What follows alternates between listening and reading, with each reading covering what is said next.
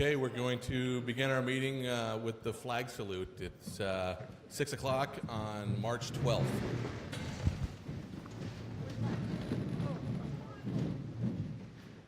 I pledge allegiance to the flag of the United States of America and to the republic for which it stands, one nation, under God, indivisible, with liberty and justice for all.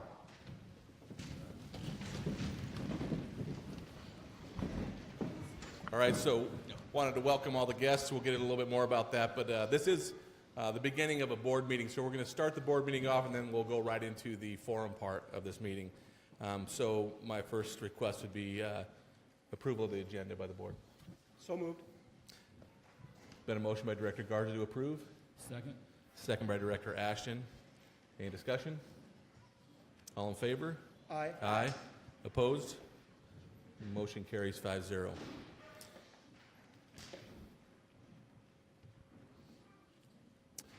All right, so again, I'd like to thank you all for coming. I know that student safety is important to our parents, students, and community as it is to this entire panel that's up here. I'm Rob Simmons. I'm the current president of the school board. And at our last school board meeting, we had a lengthy discussion about what we're doing as a district to keep our students and staff safe from physical harm. In the process of that discussion, we were able to hear from district employees, as well as our police chief, Chief Shank was there at that meeting. The insight we received was valuable, but it left us as a board feeling that there was a need to give our community a chance to hear our current safety practices, ask questions, and also to make comments. That led to the board scheduling this forum today. We'll start with giving each entity represented on the panel an opportunity to share a brief explanation of their role in helping provide a safe school environment, whether it be direct action in the case of an emergency situation or in training provided in the case of an emergency or any other situation. So I'm going to introduce the panel to start with, and we'll start down here. So we've got one of the student representatives to the board, Caden Quigley, Tony Ashton, Ken Johnson, Jen Stevenson, Vice President Mike Garza. Introduce myself. This is Dr. Chris Hurst. Greg Fultz, who's Dr. Hurst, for those of you who don't know, is our superintendent. Greg Fultz is our construction safety manager. Othello Police Chief Phil Shank and Officer Seth Carlson. We've got Adams County Sheriff Dale Wagner and Under Sheriff Adolfo Coronado. We have Adams County Juvenile Department Director Juan Garza. And then we've got two representatives from Adams County Mental Health, Vicky Gucci and Amanda Zepeda. Okay? So our building principals are also in attendance in case anyone has specific questions to a school site that's in the district. And since the board's in the first group on the panel, I want to share the board's role in school safety. Some of you may already know, but for those of you who do not, the Othello School Board has chosen to lead the school district using a model called policy governance. The basic premise of policy governance is that the board has policies in place that govern its activities as well as district activities. Some of our policies address how the board conducts its business and how it holds the superintendent accountable. But the board also has policies that set the expectations for what we want our students to achieve by the time they graduate from our district. These policies are referred to as ends policies. We also have policies that set the boundaries for the superintendent regarding the means by which our students will achieve those ends. And those policies are referred to as executive limitations policies, or ELs. So I want to go over the EL policy that specifically speaks to safety in our schools. So EL 15 is a policy that speaks to that. It'll be up on the screen, and I imagine it'll be hard to read, but I'm going to read it as well so you get an idea. And this is titled Student Safety, Conduct, and Discipline. And it reads, the superintendent shall not fail to establish a school environment that is safe, civil, and supportive, conducive to effective teaching and learning, and free from unnecessary disruption. Therefore, the superintendent shall not cause or allow a failure to adopt an age-appropriate written student conduct and discipline code that complies with state and federal laws, nor fail to consult with staff, students, and the community in developing that code, nor fail to distribute the conduct and discipline code, including significant changes to all students and staff. Shall not cause or allow a failure to equitably and consistently enforce the code, to recognize the negative impact of suspension or expulsion on student success, a failure to communicate appropriate disciplinary information to staff members who have direct contact with students being disciplined, a failure to afford students, parents, and school personnel consistently fair and equitable treatment and due process with regard to student conduct and discipline issues, and a failure to adopt, display, and distribute a written, safe school comprehensive plan. So that is the basis of our executive limitation. The board has developed and revised policies over the past 5 years based on our impression of what the values of our community are. We're always open to recommendations for policy revisions, and we'll be listening intently tonight and in the future for any potential revisions to EL 15. If you have any questions or comments regarding our policies, we're here to listen. Also, if you're interested in becoming familiar with our policies, they are located on boarddocs.com, where our meeting's agenda is located. So now, I'm going to hand the mic over to Dr. Hurst, our superintendent, so he can share what the school district's role is. Good evening. On behalf of the school district, we'd like to share that we operate from what's called a Comprehensive Safe Schools Plan. And oftentimes when we think about school safety, we're thinking about active shooter, fire drills, or other evacuation drills. But I want to just share with you, there are a number of different areas that we look at as a district in providing safety for our students and staff. In the district, we deal with bomb threats, training, assault, fights, campus unrest, campus intruder, child abuse, earthquake, emergency school closures, changing of schedules, environmental hazardous material, fire, hostage situation, medical emergency, persons with weapon, runaways, missing children, sudden death, threat of suicide, self-harm. So I want to just share with you, it's very extensive as far as what training we do with our staff and also with our students. Also, I want to share with you on behalf of the district, we have what's called emergency procedures that are in place. And these procedures include evacuation procedures. Our staff are trained in those procedures, modified lockdown procedures and lockdown procedures, shelter-in-place procedures in case there's contaminant in the air, run, hide, fight training and procedures. Our teachers are trained and staff, and use of reasonable force. Also, I wanted to share with you just some things that we're doing on behalf of the district. Also, we want to share, of course, our first and foremost priority is the safety, security of our students and our staff.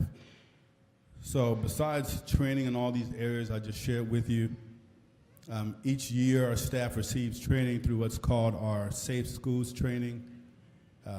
It includes basic first aid, how to use a fire extinguisher, general safety training in other words, to prevent accidents and injuries, evacuation training, and I shared also lockdown training. Our schools are required to do 3 evacuations per year, 1 lockdown, an earthquake drill per year, shelter in place or contaminant training, and each school does about 1 drill per month. However, these can be extended beyond 1 drill per month also, according to the situation. I will share also all of our staff, all of our schools have trained with Othello Police Department for run, hide, fight training. Each school has a school safety committee that's up and running. We also have a district safety committee that meets once per month. All schools receive random inspections from the Othello Police Department when they come into our schools and randomly inspect our schools. All schools receive 2 inspections also from the fire department each year, 1 in the fall before school starts, 1 during spring break. We also have hired a risk manager, Greg Foltz, sitting to my left, and he actually is in charge of looking at training at a more global level. So we have a local emergency planning committee, which includes OPD, CBHA, Simplot, McCain's, and other agencies. And what they do is they participate in discussing county-wide emergencies and planning. And that's happening quarterly. One of the things I wanted to share with you that we're doing, or will be doing, being more proactive just around the mental health component and really identifying with our teachers and having our teachers and staff trained on what are those warning signs or behaviors of students who are exhibiting depression in their classrooms, and really getting support for those students early on. The things that we're looking for in the future, in the summer of 2018, is really completing a comprehensive risk assessment, and this is in collaboration with Othello Police Department, where they come in and really assess the entire district and our readiness around safety, and then making recommendations appropriately. Other things we want to share with you on behalf of the district: we do have an armed school resource officer that's assigned to all of our schools. It's Officer Carlson to my left. We also have 2 security officers at Othello High School and 1 security officer at McFarland Middle School, and their job is to work closely with administration on behavior, conduct, and rule compliance. We also have hired a HR director, and she's been very aggressive this year in employee orientation, including safety training for every single employee that comes into our district. We also have just recently made sure that we instituted structured background checks. No one comes into our school district unless they have passed a background check, then they're recommended to the board of directors. We also wanted to mention that every school site has an automatic external defibrillator, an AED device. And finally, I want to just share with you that principals and vice principals are evaluated by myself, by the superintendent, around developing their school culture and also safety in the schools. And what happens in this evaluation is they receive a rating from unsatisfactory, basic, proficient, or distinguished, and their roles, their job is to move the school culture and school safety to proficient and distinguished throughout the year. So at this time, I'll pass it over to Chief. Thank you, sir. Ladies and gentlemen, thank you for coming tonight. I really appreciate, as a police chief, I'm glad to see this many people that are interested in the safety of our kids. But I also want to thank the school board and Dr. Hurst for this invitation. We recognized at the last school board meeting that we really need to get this message out better. We're doing a lot of good stuff here. And I'm just going to list off a few and maybe explain a little of what they are. We've also brought our school resource officer, Seth Carlson, and our assistant chief, Dave Rim. And actually our patroller standing back in the back. So you're very safe tonight.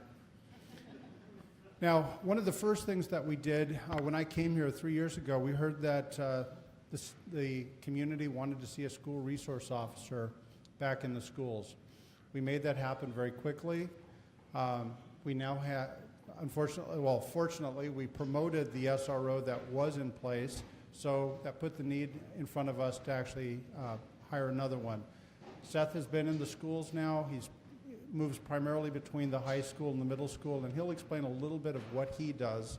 But the idea of having that school resource officer in our schools, that's our last line of defense.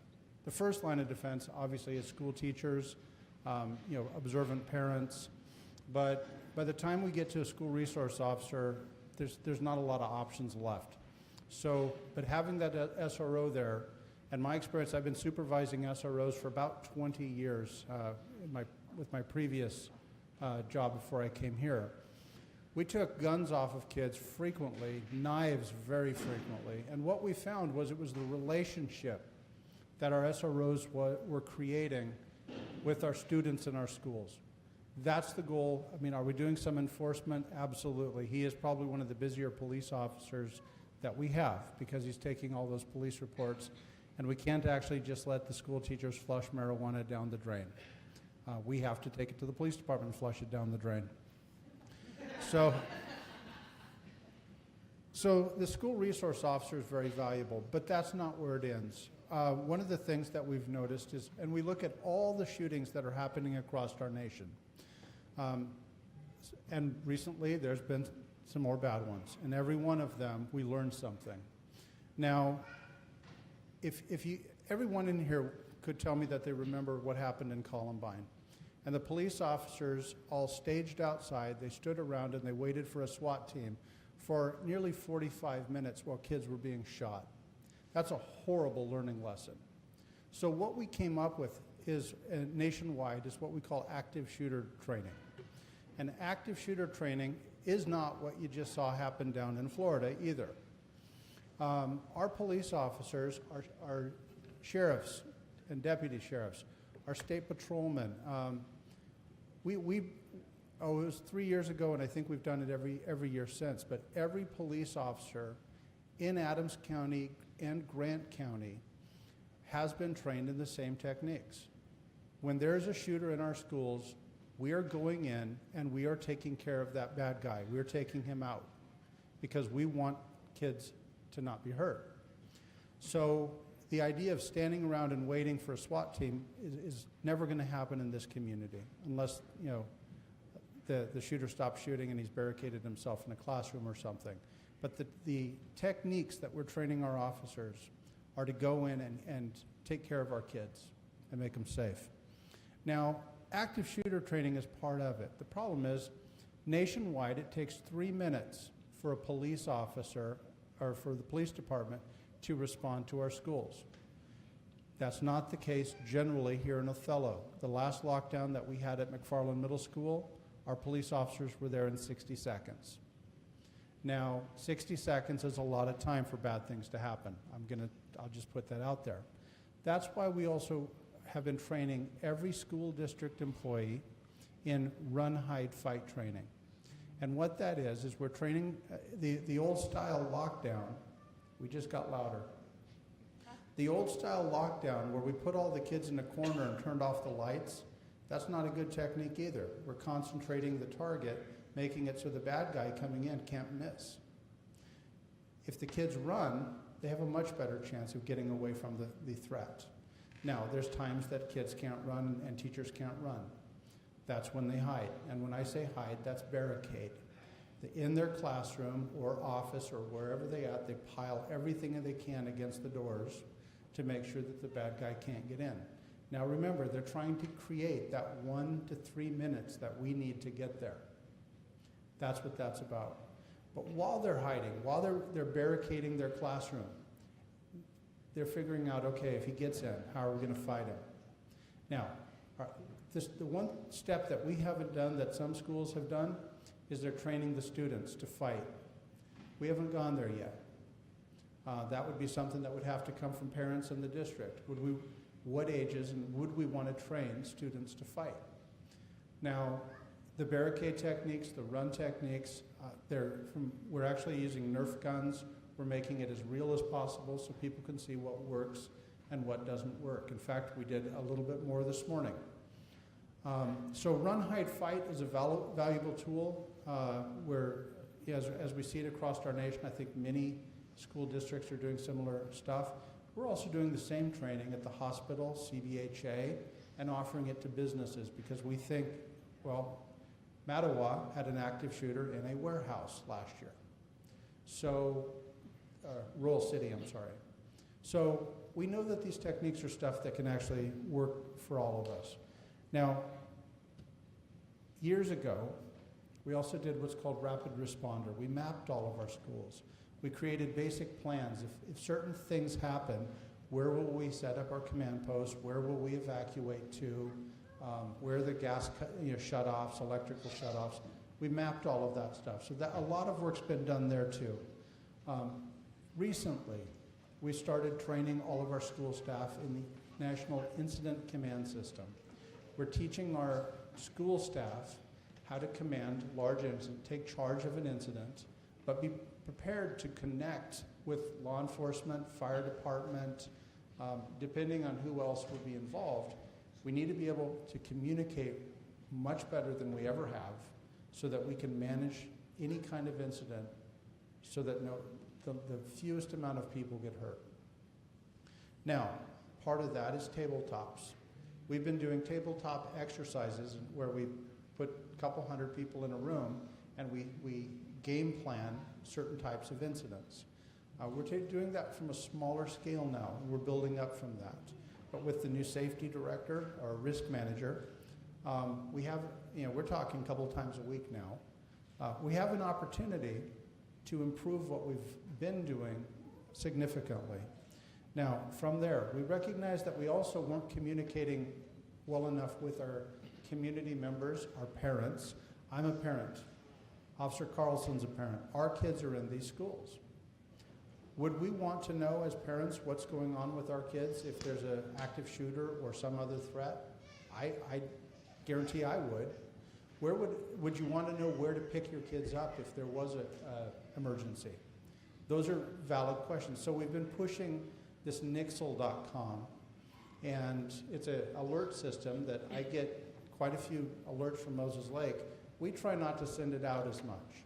But for anybody that's interested, you type or text 888-777 with our zip code and you're signed up. It's that easy. From then on, every time there's a lockdown or we need to get that information to you, we will get that emergency alert out to you. We currently have almost 1,000 people signed up in our community. So that's very well received, and I believe that's going to help us quite a bit. Now, we had a shooting in Florida 2 weeks ago. It might have been a week ago. It seems like longer. I'm saying 2 weeks, but it may have been longer. As a result of that, you've seen a lot more police officers around our schools since then. We're trying to make sure that we're well seen. Our officers are actually going into the schools, having lunch with kids. We're trying to make sure that we're seen with the kids, but we're also trying to make everybody feel good and know that they're safer. Now, there's a couple other things that we've discussed that I don't want to. Some of this is still in the drawing board, but this assessment of being able to go in and assess our schools. There's some really good programs. We're going to send some staff to those, learn how to do that even better. We've recently trained our school resource officer to be a combat medic. So if students are injured, he's actually a trainer, so he can train our school staff what to do if someone is stabbed or shot, and hopefully save their life, or at least render the aid that they need until we can get them to emergency care. So that's stuff that's available. We're open to input, but we're doing a lot of really good things, and I wanted to get that out there so our community could hear what's going on. And of course, we're going to take questions later, but I'm going to turn it over to our SRO now.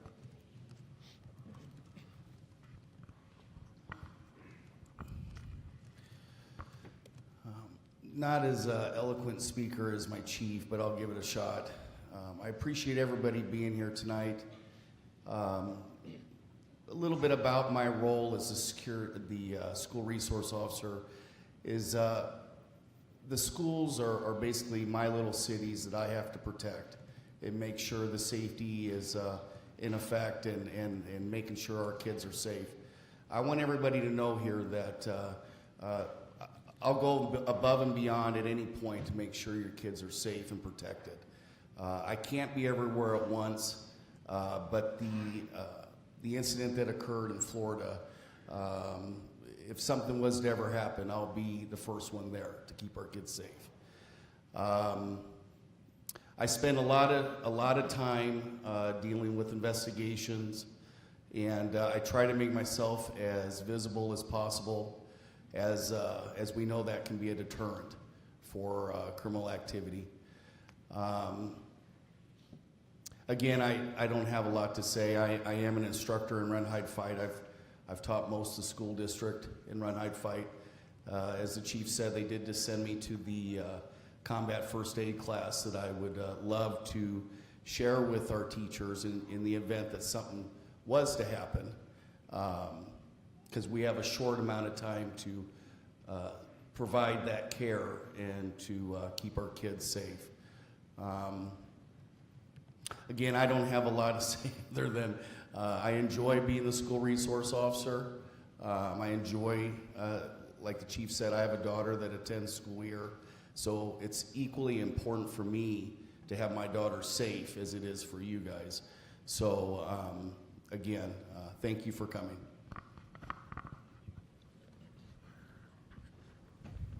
So as the sheriff, is this on? Okay. As the sheriff of Adams County, I just want to express to you how important it is to have these kind of forums, not just in Othello, but throughout our whole community. In Adams County, we cover the whole county. We go to Ritzville, we go to Hatton, we go to Washtuckna, we go to Lind, we go here. And these issues are all across our nation. Fortunately for us in Adams County, we're a smaller community, but we have the same issues. And how we address them in the county is very similar to what the city is doing, other than we're really trying to be more proactive in getting to know our public as a family. And what I mean by that is we are really trying hard to address things in the home. The breakdown of the family is what's really occurring in our country. It's occurring here in Othello. It's occurring everywhere within our county. Our job as law enforcement is to address these issues, not just in Othello School District, and I appreciate the opportunity tonight, but the reality is all you people here have a concern. And your concern is for your family, for your kids' safety, and the issues that they face each and every day that they walk into school, and they have an opportunity to learn. Our goal at the Sheriff's Office, we are what's called first responders. And if you think of the meaning, first responders, that doesn't mean we're there when it happens. We are there to address the issue as it's going on. Unfortunately, we address those issues as we show up. We don't know the answers to the question until we get there. And sometimes we don't even know when we do. Every deputy that's in here, every law enforcement officer that's in here, we take an oath to protect our public. My deputies over here today have kids in these schools.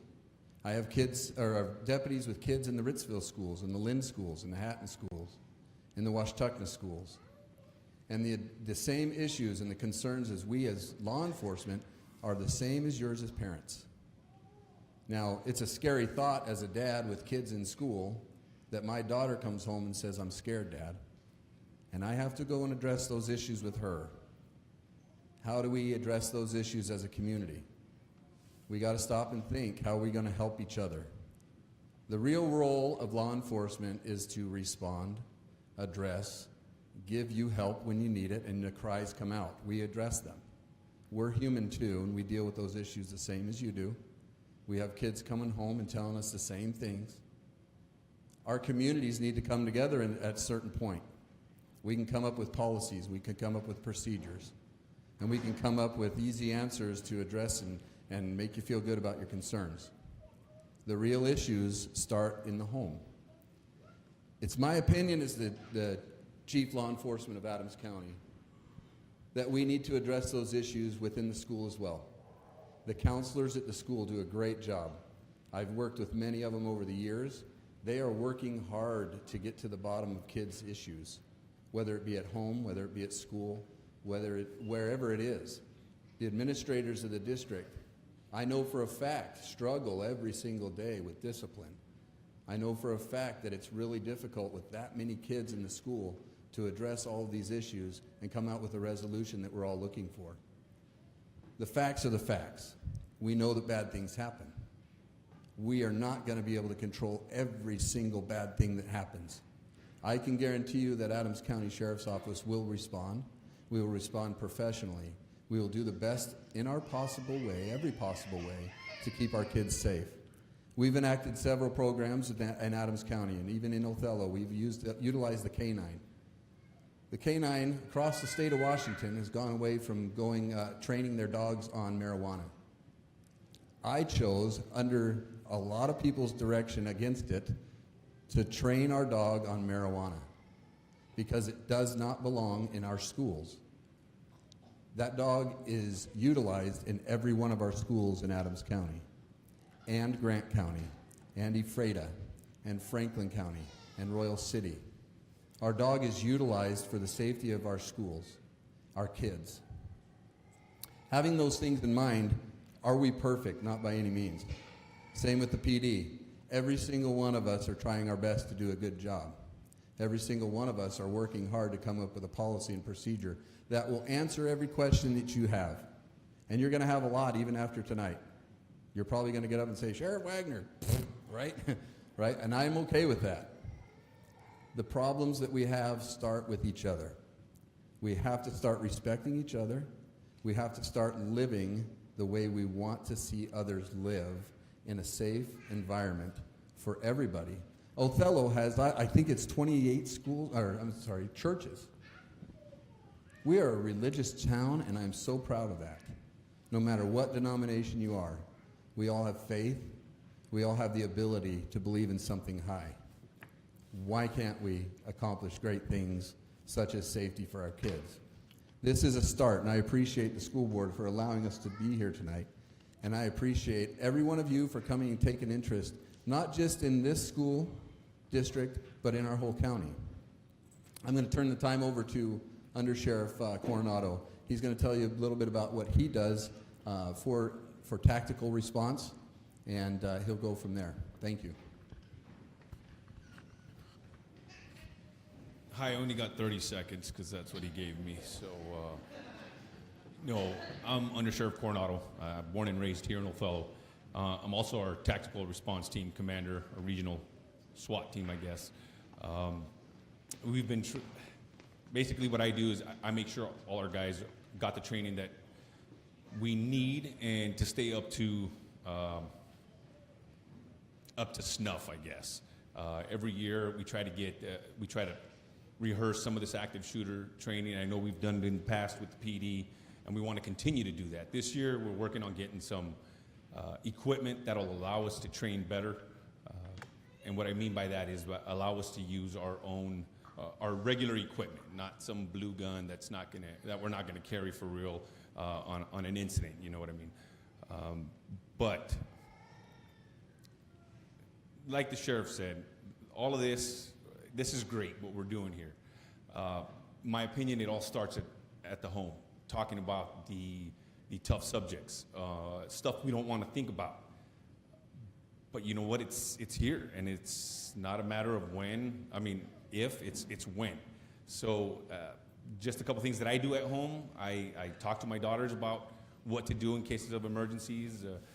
And it's not easy because I hate to think about something happening at the schools while my kids are there. But you gotta do it. And you gotta do it to a point where you gotta snoop if you have to. You gotta know everything about your kids, because that's gonna be key. It's been key. Just last month in February, a active shooter event was actually stopped before it happened over in Everett, where a grandmother was reading her grandson's journal and read all kinds of things that he was gonna do. And he actually took the steps. He was taking the steps to get that accomplished. She found an AR-15 in a guitar case that he was planning on using.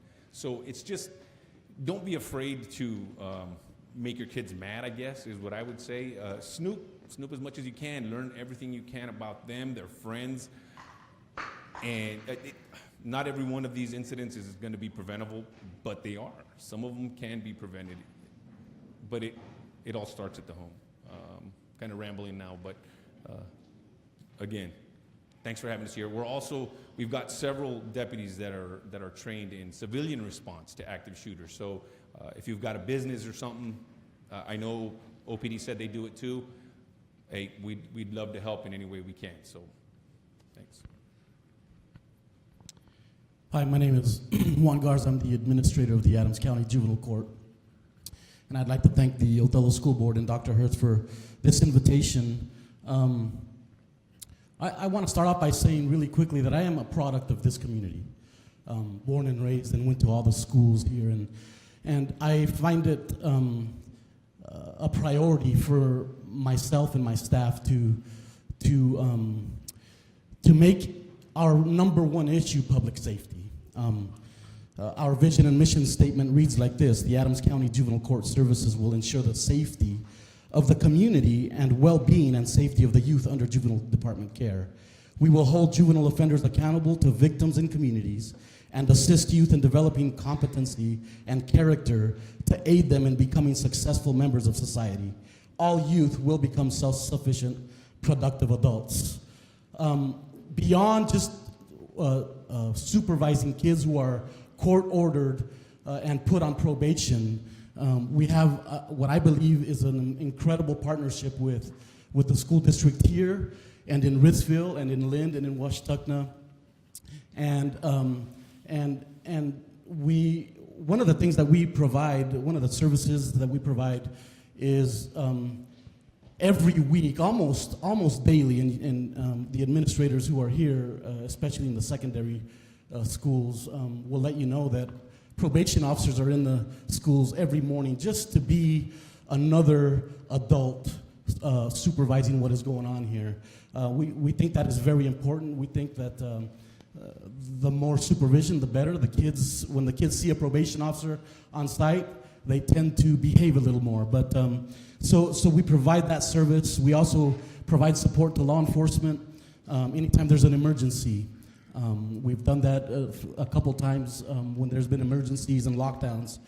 We also provide an array of programs through the juvenile court system, from anger management to individualized male programs and female programs. We also partner with community counseling to offer a program for the entire family. The bottom line, I've been doing juvenile justice since 1994, and the bottom line is that our sheriff is correct. It's a breakdown of family. There's an old Mexican saying that says, "Dime con quién andas y te digo quién eres." Tell me who you hang around with, and I'll tell you who you are.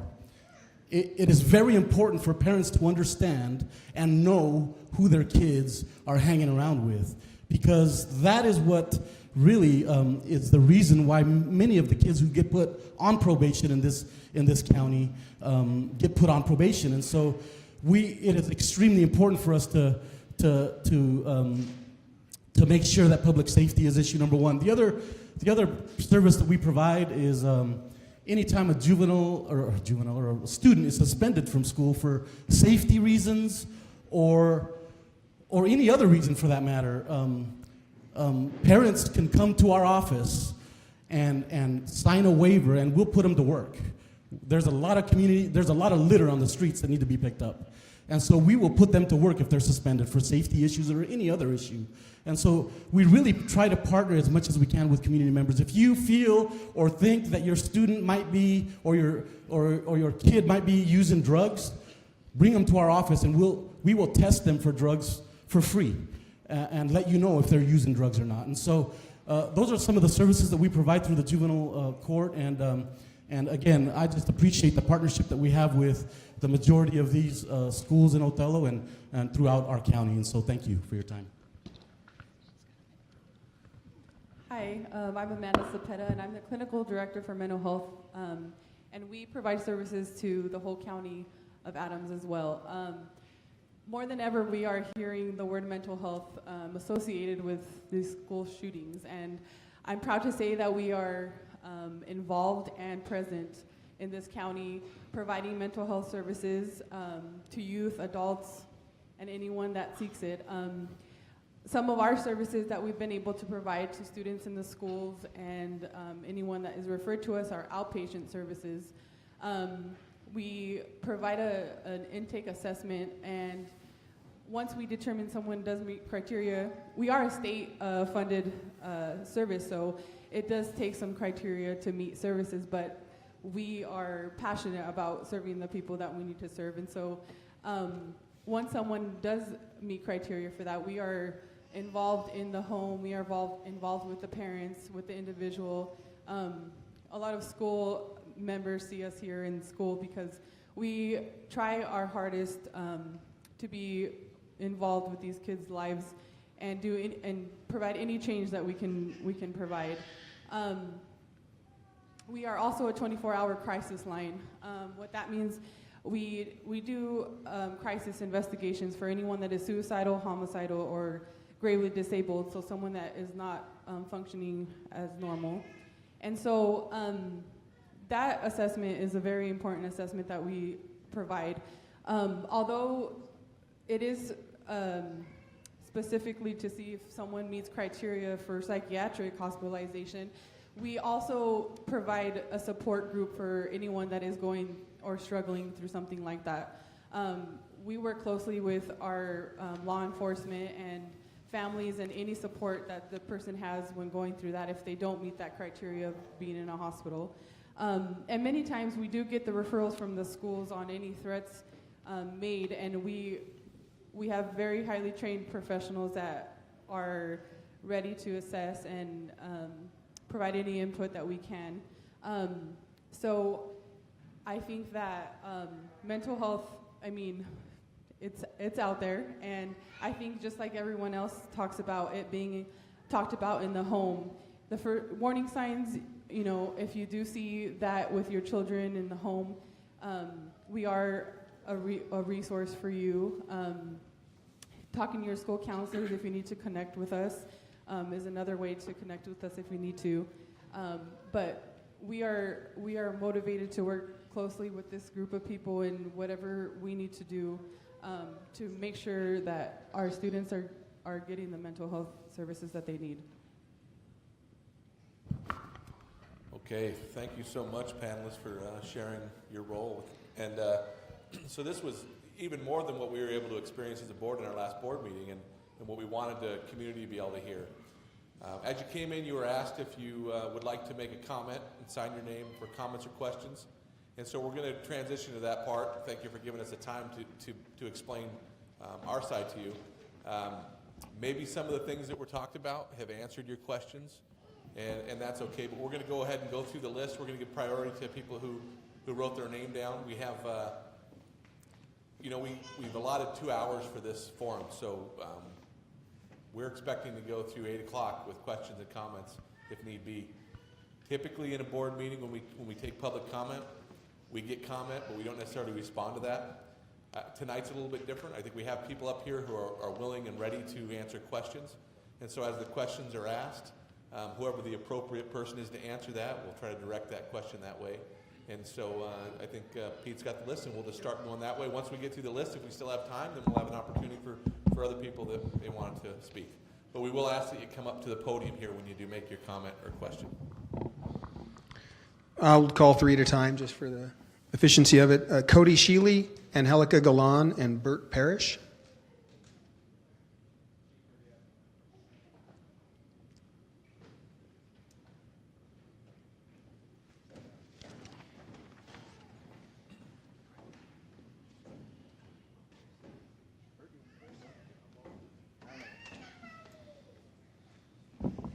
Is it on? All right. Hey, first of all, I appreciate all you guys in law enforcement. I've been on several calls out in the county with you guys, and for what you got to do, you don't get paid enough. You don't. I mean, I've been on several calls, and I end up being the backup for you guys because it's 30 minutes before you get there. You know, and it's not because you're doing a poor job, it's because you can't be everywhere. So, you know, with our schools, first of all, advertising it's a gun-free zone. I mean, that has not worked at all. I've kind of been reluctant to even come here because it seems like whether it's council, school board, I've seen time and time again people give a good opinion, a good idea. I've seen council shake their head, yeah, hey, that's right on. And as soon as they turn their back, they crumble it up, throw it in the waste paper basket because they've already decided what they want to do. You guys are headed in the right direction. I really, truly do. But if you leave it at what all has been said, we will have dead children. All these shootings and the deaths have come after the run, hide, it's time to fight. So we've missed it. You know, we're trying to do better at it, but you got to have numbers, guys. You know, it takes you 60 seconds to get to a school. That's quick. But after that, you got to locate the shooter. And with buildings and stuff and shots going on, it takes time. It's already too late.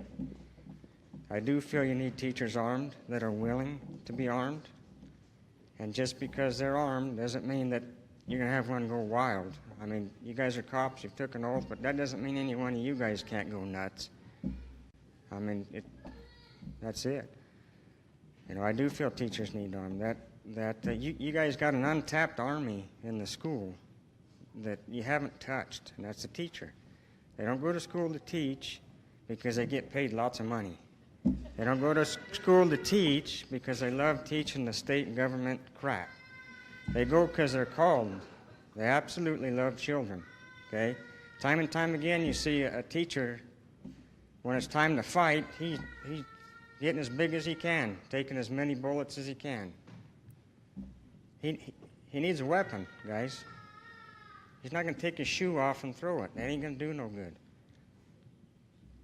So, I mean, if you leave it at where you're at, we're doomed. You know, and we're not going to take care of all these children. If this happened, chances are we're going to lose some, but we don't want to lose a lot. So, I mean, it's time to tap the people. And there's plenty of responsible people willing. Yeah, you don't mandate it, but some of that crap's got to go. I mean, it's just a matter of time before it shows up here. I mean, it started in Moses Lake. So, I can't think of anything else I got to say. I'm sure there's more. But anyway, hey, I mean, you got a tremendous responsibility, you guys. And if you just write another rule down on a sticky note, slap it to the window, too late. Thank you.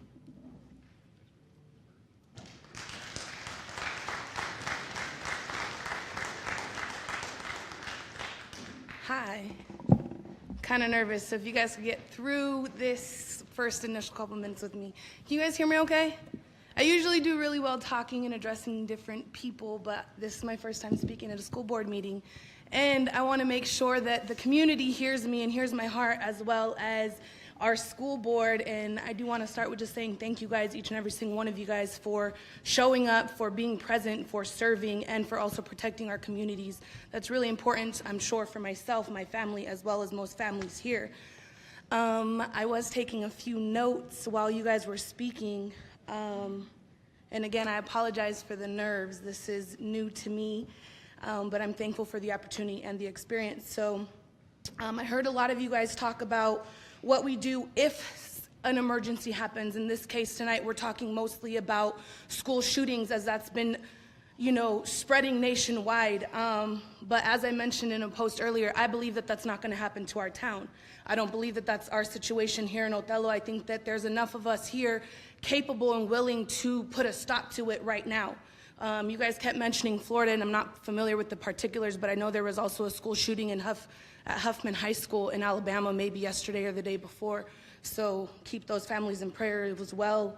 So yeah, my thing is, if it happens, if somebody, you know, is hurt, or what to do in case of emergency situations. One of the officers said we're trained to respond, address, and provide help. What if we provide help before we need to respond to that call? What if we focus more on prevention? Mental health, yes, that's important, but we can't, like, let's be honest, some of our kids, they just act up just to act up. And some of you guys know I substitute teach now. Formerly Wajidas Elementary School hired me, but now I substitute teach, and I'm all over the district, you guys.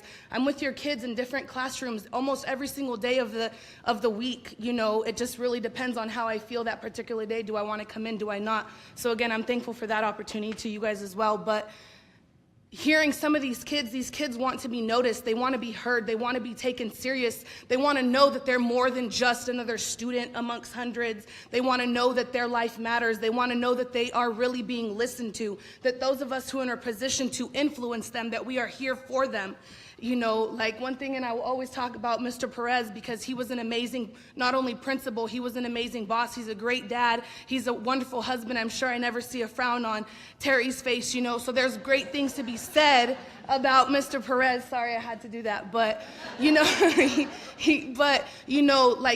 one of my biggest things why we connected in our interview was because he loves this community. He loves these kids. When I tell you he is about the kids and only these kids, that's the only thing that matters. Adults, we can bicker, we can talk, we can do this, we can do that, but who cares? If it's not about these kids, we shouldn't be talking about it, keeping our kids safe. So my thing here is to advocate for prevention. You guys, we need to find a way to connect with these kids. And I joked with my friend earlier. I say hi to you like everywhere. I see you all over. And I don't know if you just don't see me or whatever, but I'm happy to see you here, and I'm happy to know that you're the one in the place, the security officer for these kids, because I also know a little bit about your character and how much you do care about the community as well.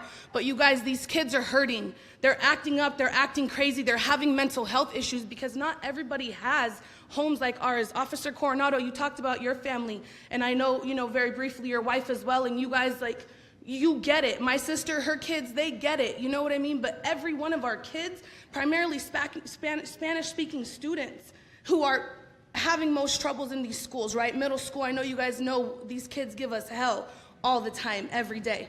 And some of these kids, a lot of these kids, you guys, I promise they do it on purpose to get that attention. Look at me. What if we had something in our community to focus on that prevention, focus on safety first, in and out of the classroom? I know I do a good job with a lot of these kids, but I can't do it by myself, and a lot of times I do feel like I'm one of very few educators, one of few community members who feel this passionate and this strongly. You guys, I don't have children of my own yet, but your kids matter to me. My nephews, they matter to me, and if we can find something in our community, if we can, I know it's not an issue of funds. I mentioned to another sub the other day, it's not an issue of funds. Othello is very wealthy, you guys. Othello has resources. Othello has money. Othello has what we need to provide safety for our communities and for our schools. But I don't want to be too long-winded, you guys. But like I said, I don't know what it is. I don't know what that prevention program looks like. But I know that it is scary to come to school and think about, hey, what kind of day is it going to be today? And we might think that, hey, Othello, we're the exception, but we're really not, you guys. It happens all over our country. And it happens too often, and it happens too quick. By the time it happens at our school, and Lord forbid it ever does, but if it did happen at our school, it's too late for us to take a stand. I don't want to be on the news with all these other families, all these other officers talking about what we could have done. You know what we can do? I don't have kids, but you know what I do? I take my extra time and I stop because I see kids on the street up to no good, shouting at the corners. Who saw that group of kids? One of them from our Wajitas Elementary crew. And I will always stop and I will always reach out. I was tired. I worked all week with your children. I went home on the weekend and I spent all weekend with my nephews. Come Sunday night, I'm tired. I don't want to deal with these kids, but I know they're up to no good, so I'm going to stop. In the middle of me taking errands, running errands, I'm going to stop. I'm going to talk to them for 5 or 10 minutes, even though they were annoying the heck out of me yesterday. They were. And I was fed up, and they weren't, they were just acting up. But they need that attention. What can we do? What can we put them in? Where can we bring these kids who act up at school, who talk back, who are disrespectful, who make those threats, who cause us to have real lockdowns in our school because they think it's a joke? Yeah, it didn't happen. It was just a lockdown. We can't afford to joke with those things or to let any of the kids think it's a joke or a laughing matter, you guys. But that's all I want to say. Like, where's the prevention? Where can we locate these kids? Summertime's coming around. It's only going to get worse through the summer. They're just now, I feel like, making headway, learning that simple principle, safety first and respect always. And I teach that in every single one of my classes. Your kids can tell you. And I talk to them just like I talk to you because I want them to hear my heart. I want them to know where I'm coming from, why safety is important, why it's important to not just respect me because you think I'm cool, but to respect the other teacher who isn't so nice. Those things are important, and these kids need some kind of prevention, some kind of mentorship, and I don't think that Othello has that aside from sports.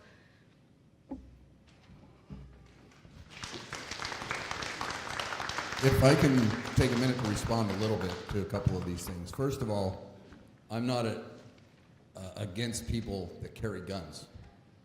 As the sheriff of Adams County, we're not afraid of people that carry guns.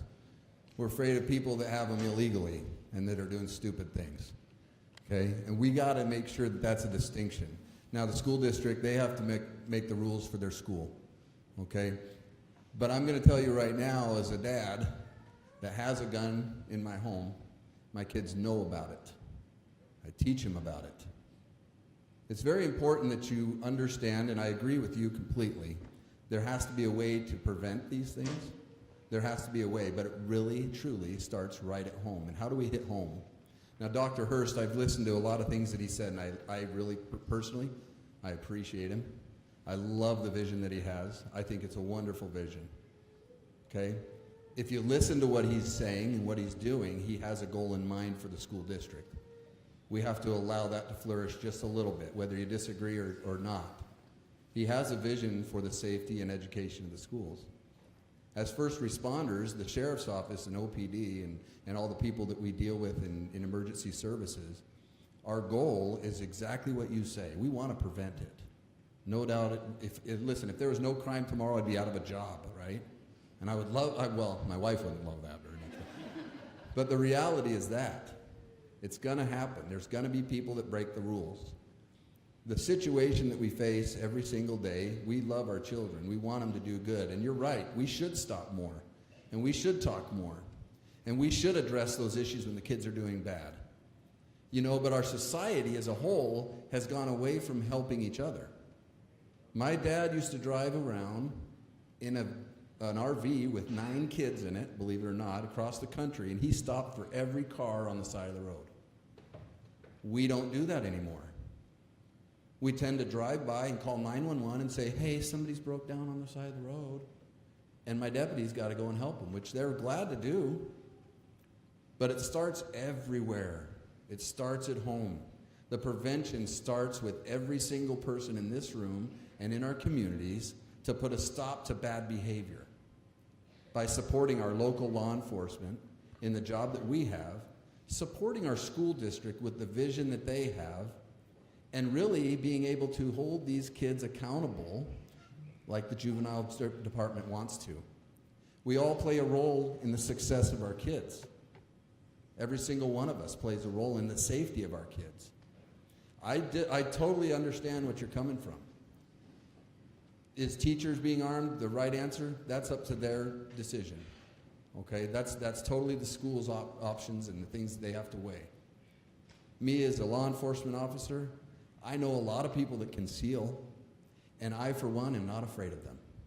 We walk up, we have friendly conversation. Why does it have to be such a big deal all the time? Why is it that our community can't come up with a safety solution as a community, not just for the school, but Walmart, Leprechaun, every other location in our county? Because we should be able to put a stop to things. We should be able to address those issues as a community, not just a family, and not just a school district. What's that old saying? And I don't know it by heart, but it takes a village, right? It really does, people. It really, truly does. So I appreciate all those things. Were you a DARE officer or a DARE student of mine? No? Okay. Well, mine usually talk like that, so I appreciate it. I want to address both speakers too real quick. The first speaker, where were you? Back there, sorry, there you are. So we have a law that says you can't carry guns onto school property. But most people haven't read the exceptions to that. Now, I'm not going to weigh in on arming teachers. That's a district decision. But responsible gun owners carrying it with a concealed pistol license, many of them don't know they can carry a gun onto school grounds, especially when they're picking their kids up or dropping them off. The law is there. It allows it. Now, I'll go back to, I remember when the law was first created, and I actually contacted my representatives and my senator, and I said, this is a stupid law. We have all the laws we need already. If you're a bad guy and you're going to go do something bad out of school, the law already says don't do bad things at the school. I mean, really, if it's a kid carrying a gun to school, it's already illegal. We didn't need another law for that. The only people that it affected was law-abiding citizens. Now, I've told the last 2 attorney generals of Washington State, well, the current one couldn't care less. But the one before that, I explained that to him. Now, all I can say there is if you want that law changed, you need to get a hold of your representatives and be heard. This is a good time to be heard. I don't know that the governor would ever approve anything. Now, where's the second speaker? I love your heart. Wow. Now, prevention. The best prevention we can do is be responsible adults. I'm a parent. I love my kids. Now, I try to have conversations with them. I was not an outspoken kid. When I was a young kid, all the way through high school, I didn't speak.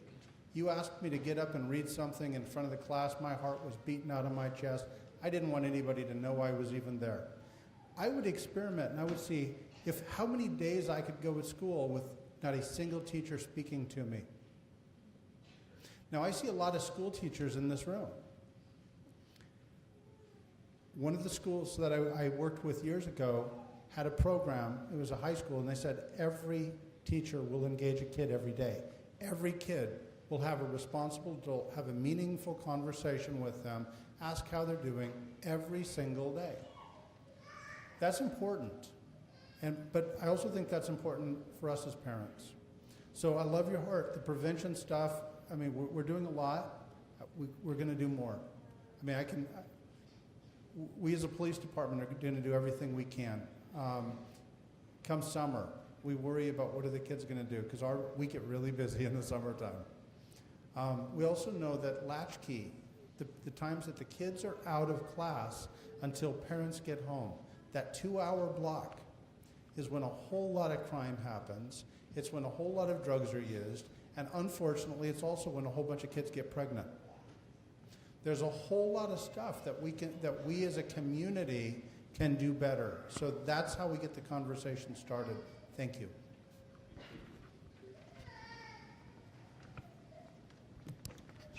Just like to take the opportunity to remind folks to try and limit their comments to 3 minutes. I'd like to invite Gretchen Durpo, Paul Risenmay, and Antonio Martinez.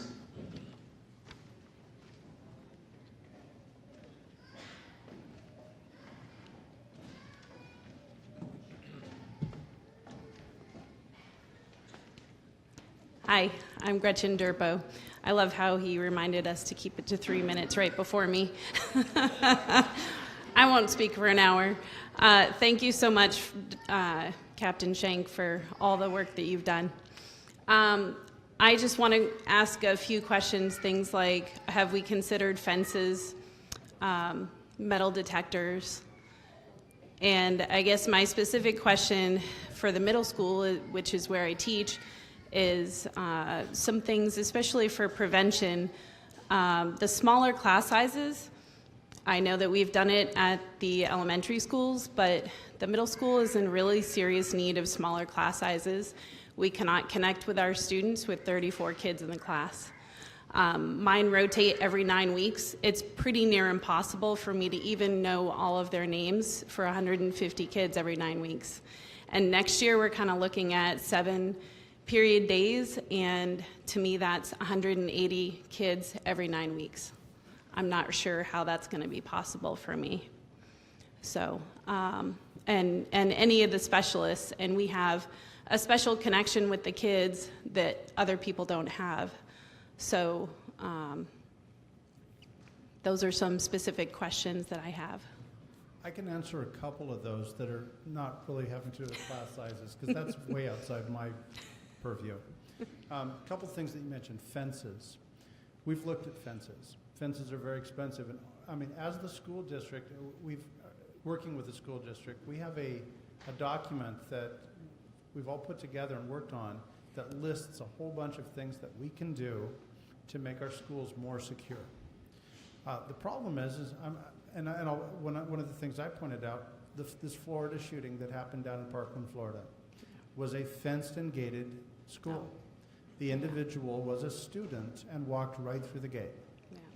Yeah. And so as we look at it, the majority of the shootings that are happening across our country are students. They're going to be able to get in. So fences keep out, strangers. But one of the things as law enforcement we look at is what's called crime prevention through environmental design. And fences can actually set up borders between private and public spaces, and it helps people understand where they should be and where they shouldn't be, psychologically also. Now, same thing goes in the schools. So for example, and we've looked at a couple of these schools, and I hope I'm not stepping in anything as I say this, but when you walk in the front door of the high school, when you walk in the front door, there's a wall in front of you with another door. So you stop and you look, okay, there's a receptionist, and you think about, what am I going to do next? Some schools don't have that. You can walk straight in, walk straight to a classroom. Those are poor designs, and those are some things that we're looking at. I would support those kind of changes much sooner than I would adding fences and gates, because I think you're going to get a lot more bang for the buck on that.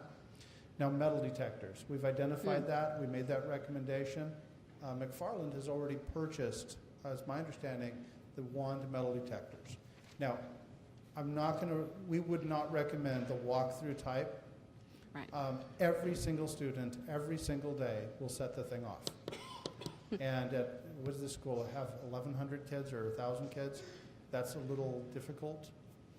So the wand metal detectors, when we suspect, or when a school staff member suspects that some kid might be carrying a weapon, they can use the wand if they didn't want to go hands-on.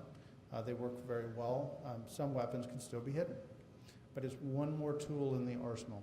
So as we look at it, new schools that are designed, we would hope that we have some input so that structurally they can be designed to be safer. Mm-hmm. But at this point, fences are really expensive for what you're getting.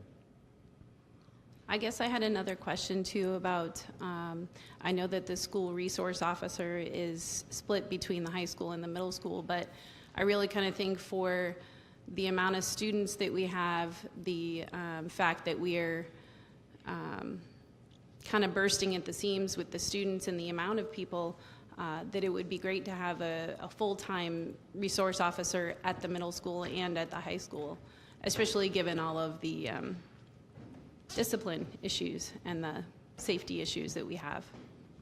I think everybody up here would agree. What it comes down to is cost. Now, I'm expecting with the current national administration, there may be some grants that come available to put SROs into schools. We're in a financial situation as a city where I can't afford to fund it. We did do some strategic planning last year and identified the trigger points of when we would need to do certain things, one of them being when will we need another school resource officer. The new schools being built north of town, that was what we decided would be one of those points for us. But again, it's going to come down to cost and figuring out how do we afford to do this, because we completely agree. I'm running this guy ragged. If I can also chime in on that one just a little bit. Some of the issues that we see when we take the dog through, and I've been on most of them, when we take the dog through the high school and such, is people break rules, teachers included. From what I understand, all the doors are supposed to be locked except for the main entrance. And quite honestly, teachers want to prop a door open for something, whether it be air or somebody letting in, whatever it is. Everybody has a responsibility. If they're breaking the rules, the kids will break the rules. And so those are things that really need to be addressed at that level as well, and I'm sure the school district is aware of it. I talked to Mr. Foltz about it a little bit. But when the teachers are, well, don't take it wrong if you're a teacher, but when you're being lazy and you want the door to be propped open for you, the reality is that's an opening. And there is safety precautions that the school does take, but some of those are really not taken seriously. On occasion, you'll see on a lockdown, you'll see teachers walking around. They should be doing something during a lockdown. So like I said before, it's not just one person, it's not just one mistake, it's not just anything, it's everybody trying to come up with a good solution for everything, but it starts with following the rules and the guidelines that you currently have. And it really comes down to everybody doing their part. Our response, if it's not, from law enforcement, if it's not correct, we have to fix it. Our guys have to respond a certain way, or else a lot of bad things happen. Same with teachers, same with students. Students will prop a door open for another student because it's easier than going around to the other door. So certain things to think about as well. Yeah. Thank you.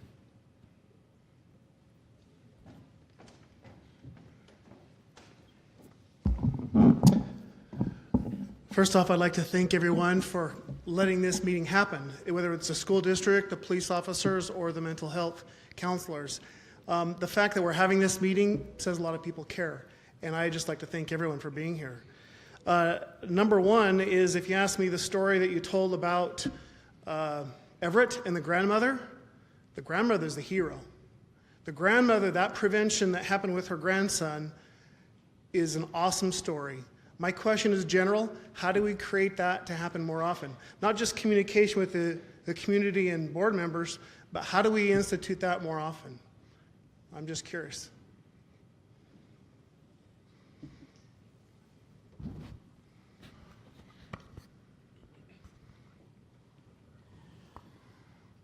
First and foremost, I'm ground level, and I want to say our teachers and our administrators do an outstanding job. To address that, we need to be involved with our kids. We need to ask questions. As a parent, I find myself getting home late. I eat something and go to bed. I sometimes bypass asking my wife how her day was, asking how my kid's day was, and that's wrong.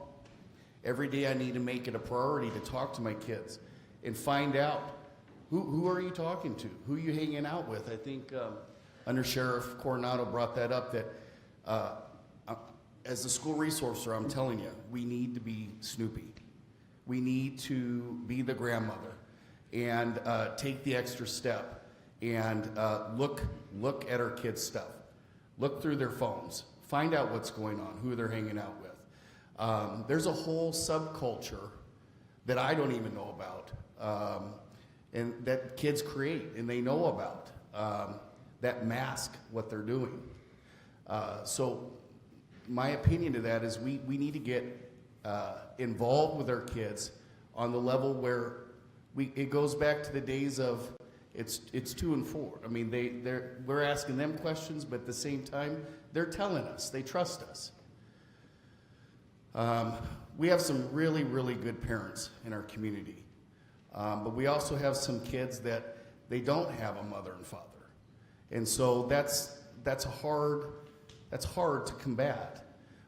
Where I'd like to step in and say thank you again to our administrators and teachers is they're the ones that are often acting as the parents. Yeah.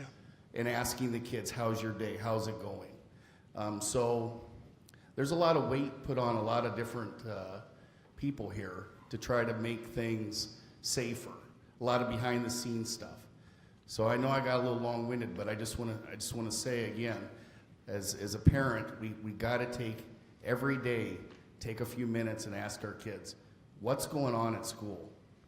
And if they say, well, there's this new thing going around, well, what does that mean exactly? Thank you.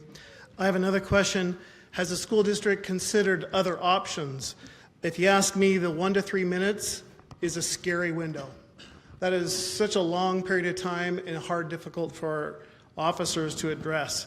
Have you considered other options? I have a motto as a manager: if someone comes to me with a problem, come to me with an option. A good friend of mine is a retired police officer from Kennewick, Washington. He's retired and he teaches a program specifically about the 3-minute window. And he has a website called forcedynamics.net. He specifically talks about this window. He recently talked to President Trump about his program. He goes around the nation talking about that 3-minute window. He has helped Toppenish with their, I'll call it 3-minute window, 3-minute problem. But have we considered other options? That's my question. Well, it's my turn now. Yes, we have. We've looked at many options, trying to focus on the one that's going to give us the best quality for what we're getting. We've talked about electronic door locks or more cameras, or we've watched, I don't know if everyone's watched the video on YouTube about the foam or the smoke canisters in the hallways. We've made contact with a national school safety organization to go to a training on risk assessment and train the officers for that. We've made contact with ESD 105 has a program called SOCC, SSOCC, and they'll come in and they currently serve 80 districts, and they work with you to assess the deficiencies in your safety programs and work on those. Where we're looking at is the prevention and the reaction. So the prevention of getting teachers and parents involved with the students. And I took a note from what somebody said was create more involvement from the guardian to the child, because some people don't have parents. It's their aunt who's taking care of them. And then also focus on the reaction when something does happen, being prepared to deal with that when it happens. and I'll definitely look up this force dynamics net. There's always being stuff thrown in my face. Today I got told about a program called Raptor that before anyone enters our school, you would hand your Washington State ID and it would be scanned and a background check before we let you in the school. That's great for visitors and we understand who's going, but like Chief said, when it comes to the active shooter, it's usually a student who's already in there. So we have to focus on that too. There's a lot to deal with.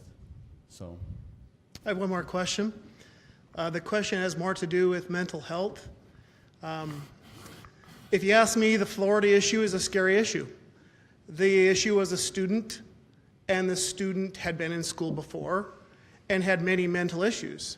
How do I better identify mental issues and then get like that communication with the grandmother to say, hey, I really feel like my grandson has an issue, but if the grandmother doesn't know you guys, that's a breakdown in communication. How do we improve that situation in our own community? I think more in the last couple of months, we have really been trying hard to do presentations in the school, making sure all the staff know about our referral processes, who can come, who's eligible, other resources that we provide, and who we can send them to if we can't. We really are trying to get into the schools and educate all staff and their parents. They know people that may need it outside of students too. And so I think the education piece of it, I grew up here in Othello and I had no idea there was even a mental health facility in Othello until I started working here. And so I think knowledge is best. If we know this is a resource and we can connect a child to the right professional, we can prevent a lot of things from happening. Thank you. My last comment is we should have this meeting every year. Thank you.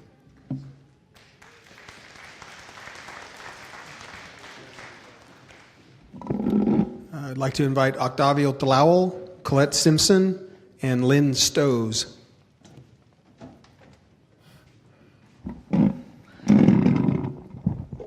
Buenas tardes. Mi nombre es Octavio y tengo 8 hijos y tengo un poco de... no es fácil educar hijos y eso es lo que quería compartir aquí con los padres. Let me translate that because otherwise I'll forget. His name is Octavio and he has 8 sons. And let me tell you that it's hard raising 8 sons, 8 kids. Y lo que estoy oyendo y mirando y lo que hemos estado mirando en los últimos, este mes pasado, es que hay un problema no nomás de los policías, del gobierno, sino es problema también de nosotros como padres. What we have been seeing and what we have been hearing in the news is a problem, and not only a problem for the police forces, but also is a problem for us as parents. Yo lo que pienso es que nosotros como padres necesitamos más mirar qué están haciendo nuestros hijos en nuestra casa, porque si yo estoy mirando que mi hijo tiene un R15 o algo, una metralleta, es lógico que no la quiere para hacer algo bueno. Si veo que mi hijo está mirando... What we have to look at home is we have to be watchful. We have to be knowledgeable about what our kids are doing. If I know that my kid has like an AR-15 at the house, I need to know that and I need to report it. Entonces yo creo que tenemos que mirar eso para quitársela o a prevenir algo que podemos dañar a otras personas o nuestros hijos pueden dañar a otras personas, pero lo importante aquí, lo dijeron dos oficiales, que los policías no pueden hacer todo. Y eso quiero que les quede bien claro a nosotros como padres, aunque nosotros piensemos eso, que ellos son encargados y que ellos tienen que hacer todo, no lo pueden hacer. Nosotros somos los que tenemos que hacer también nuestra parte. I think it's very clear, and I want to leave it clear for everybody that the police cannot do everything, that we have to do our jobs at home too as parents. Entonces, yo soy criticado ahorita mucho por mi hija que tiene 22 años y me obedece como si tuviera 15. Y dicen que soy un padre muy autoritario, muy estricto, pero lo que pasa es que mi hija me obedece, soy guía y consejero también. I think I hear a lot of criticism about my child rearing practices because I have a 22-year-old daughter who still obeys me and does as I ask her to, and that's okay. I don't mind being criticized because I am a guidance and a counselor to my kids too. Y veo padres que tienen 12 años sus hijos y no los obedecen, entonces eso a mí me hace sentir mal porque ese hijo va a tener problemas cuando tenga 19 años o 18 y va a pisar la cárcel si a los 12 años, 11 años no obedece a sus padres. Por eso es lo que quería compartir, que nosotros como padres tenemos que hacer algo en la casa. And I see other kids who are 11, 12 years of age and they're not listening to their parents. So the most sure thing for those kids is that they're going to end up causing problems or in jail. And that's something that we have to be mindful of as parents.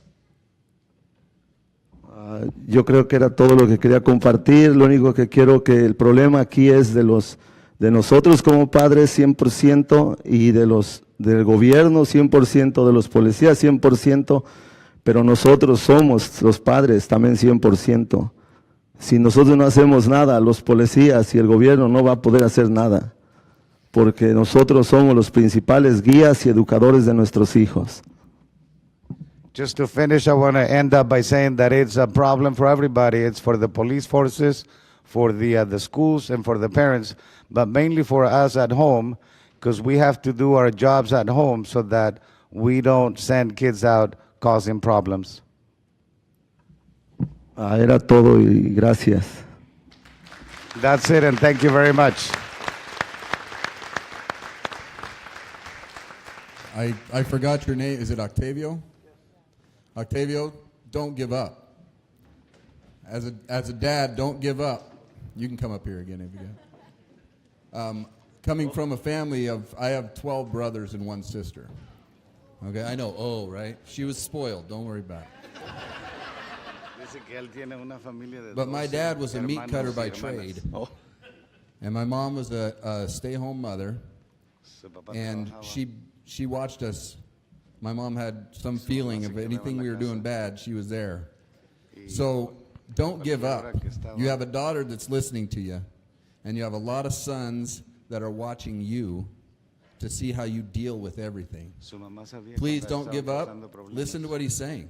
It's a true fact. You've got to start it at home. Gracias. Let me just add to that. I got to say that if more parents were as concerned as Octavio, there would be no need for a juvenile court. We'd be out of business. And so I really applaud what he has come up to mention. And so the truth is that we just need more involvement from everybody, not just parents, but all of us. So thank you very much. Oh, de nada. Es difícil, pero es bien importante.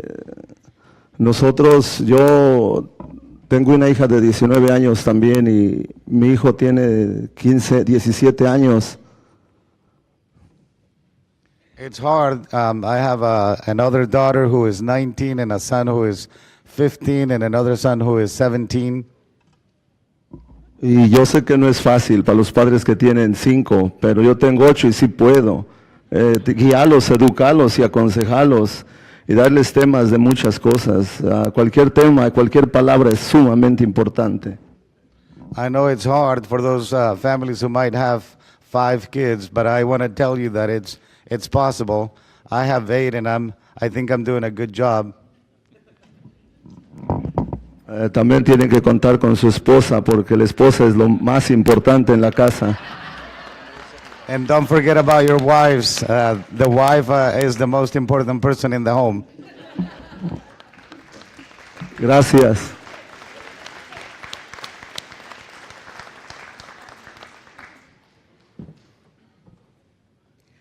Hi, my name is Lynn Marticelli. I don't have any questions. I just have a couple comments I'd like to make. I am a sub this year. I've been spending most of my time here at McFarland. And I do want to offer a huge thank you to Seth and to the chief and Dr. Hurst, Mr. Perez. I think it's really wonderful that y'all are having an atmosphere like this where parents can come and express their concerns or make comments. As a citizen of Othello, I can guarantee parents here that we have the best police department that you can ask for a small community. I know that personally. My husband used to be a dispatcher there, and I got to know a lot of these guys, and they will crawl over broken glass for your kids to protect them. There isn't nothing that they will not do.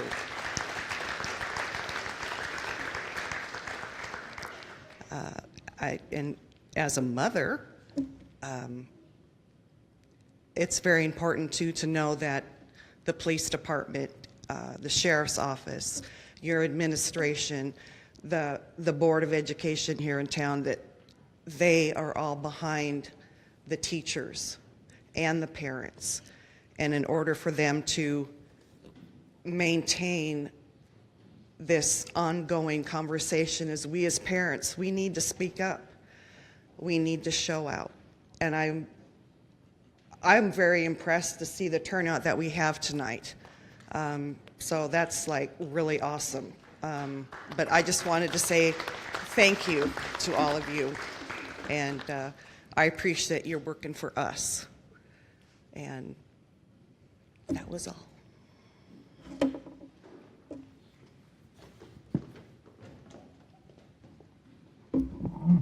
Good evening.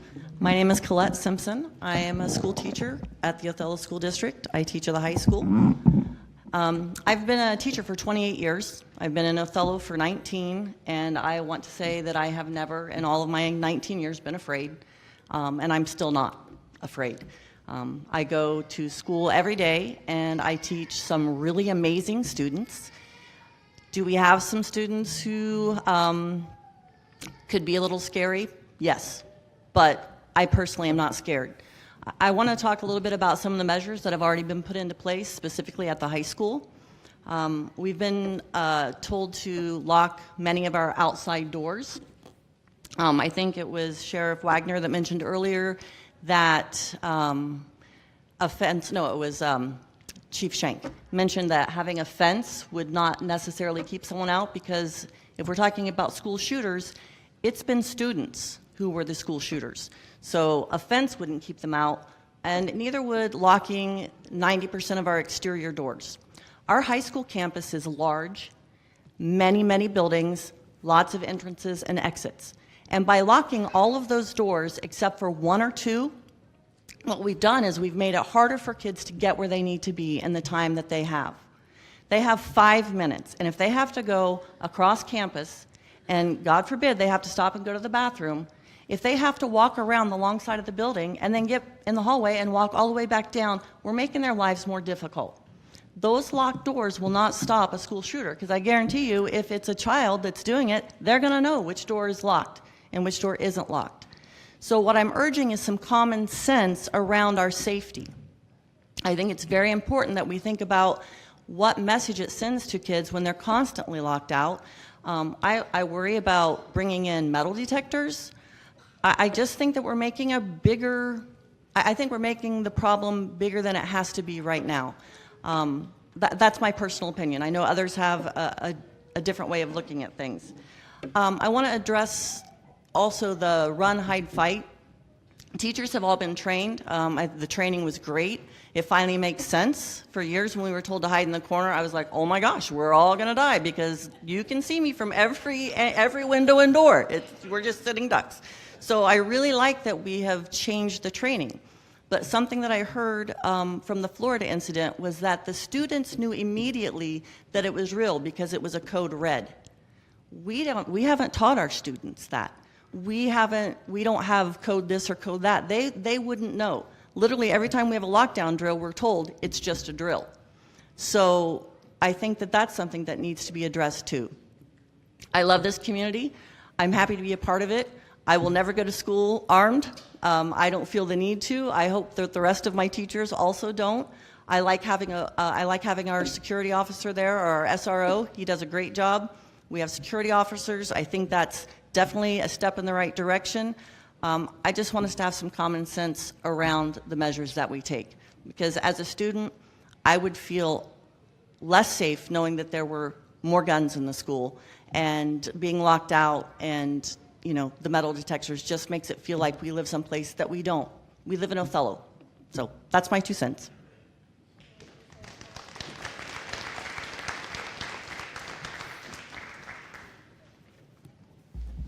Nicolasa Olivares, Kim Andrews, Maria Borba. How about Celia Valdez?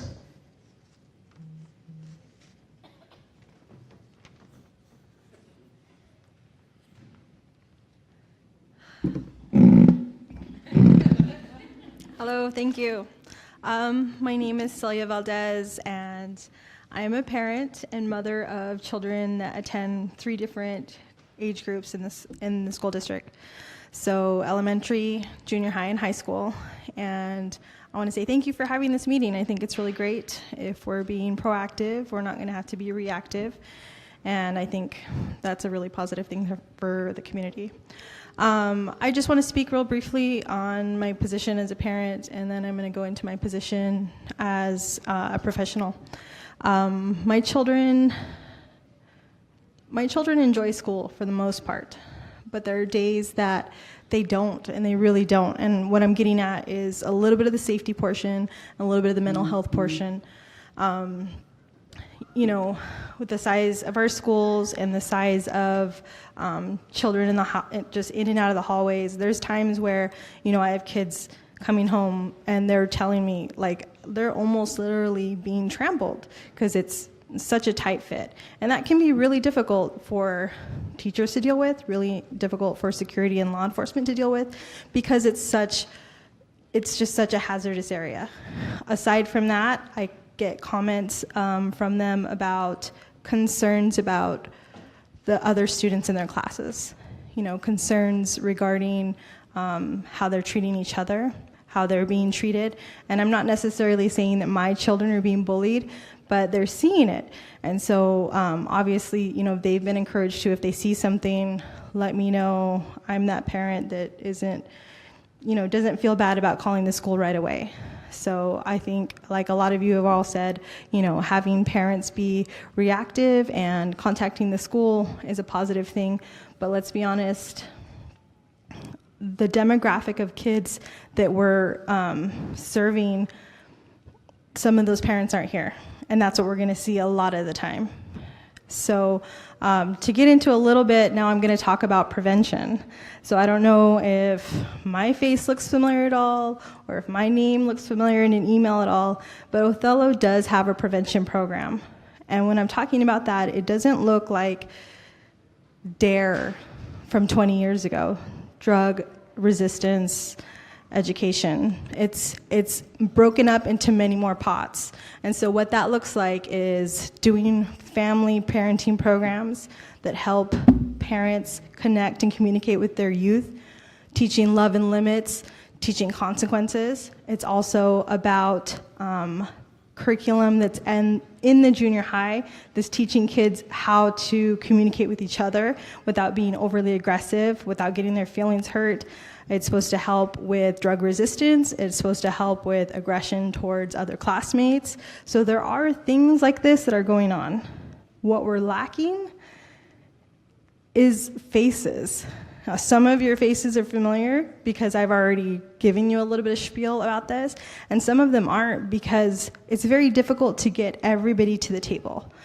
Now, what's key, obviously, is parents. Having parents be involved is the number one thing to do to keep your kids safe and understand resistance with drugs. But we can't always do that. So as a community, I feel it's really important that you all know that there are other things, there are other programs, and there are things that will focus on elementary up into the junior high. And those are really important because we're going to take out the parent factor, where we're going to put all the pressure on the parents who, some are doing the best they can, some of them aren't doing much at all. But really what that puts a little bit more pressure on is community and school. And it really takes the community to say that they would want to go forward with something like that, because I'm not the person that can look at a school teacher or a member or a counselor and say, you need more to do. You need more to do, can you please do this? It takes teachers saying, hey, I really want better behavior in my class. I would really love to see my kids communicating better. I would love to spend less time playing teacher Nintendo, bouncing back and forth between two tables where kids are really getting it on. So I guess what I really just want to get the point across is, are we busy or are we effective? Are we coming together as a community, all the right faces? Because I can tell you, I can give this presentation over and over and get a lot of nods that something like this could be helpful for our community, but sometimes I'm not talking to the right people. Sometimes they're looking up the chain and saying, is this going to be right for us? Sometimes that group is saying, does this meet our goals right now?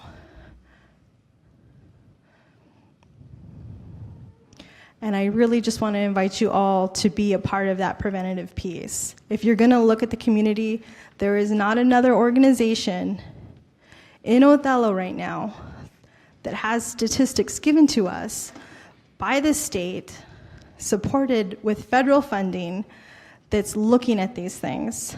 Now, are we as effective as we want to be?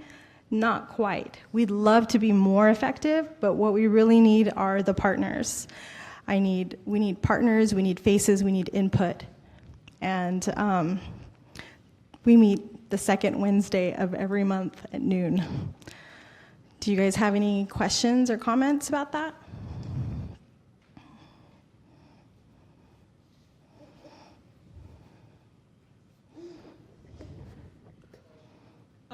Okay, where? You meet, I'm sorry, hold on, you meet where?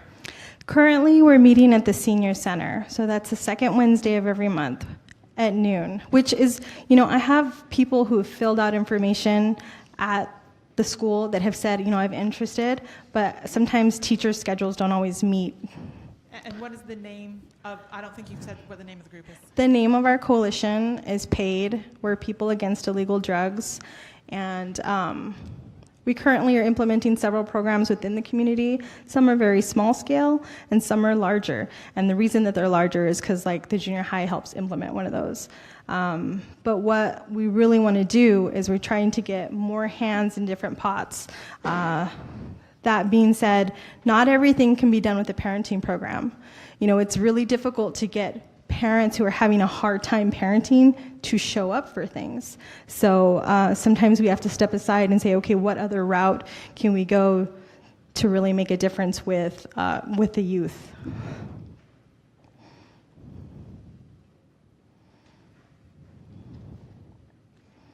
Any other questions? Thanks, guys, for your time.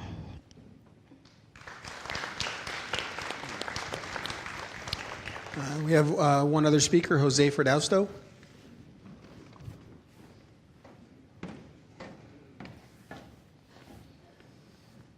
Hi. I've got, I don't know how to even pronounce it, but I'm afraid of public speaking. So, so obviously this isn't the first shooting that we've had. And I'm pretty sure that in every single event that we've had a school shooting, everybody has come forward with all the resources that we're currently utilizing, right? Mental health, training from law enforcement. Everybody is taking their part, everybody's contributing, everybody's doing everything that they can. But the fact of the matter is the first 60 seconds or the first minute or the first 20 seconds, how many lives is that going to take? That's the important part. I'm hearing about these doors that lock, right? If I was a shooter and I come into a school, I'm a student, right? And I get myself into a position of 20 students and I close the door behind me, is there a way that law enforcement can get in? Yes. Oh, there is? Okay. I've never been to school here, so those are the different things that...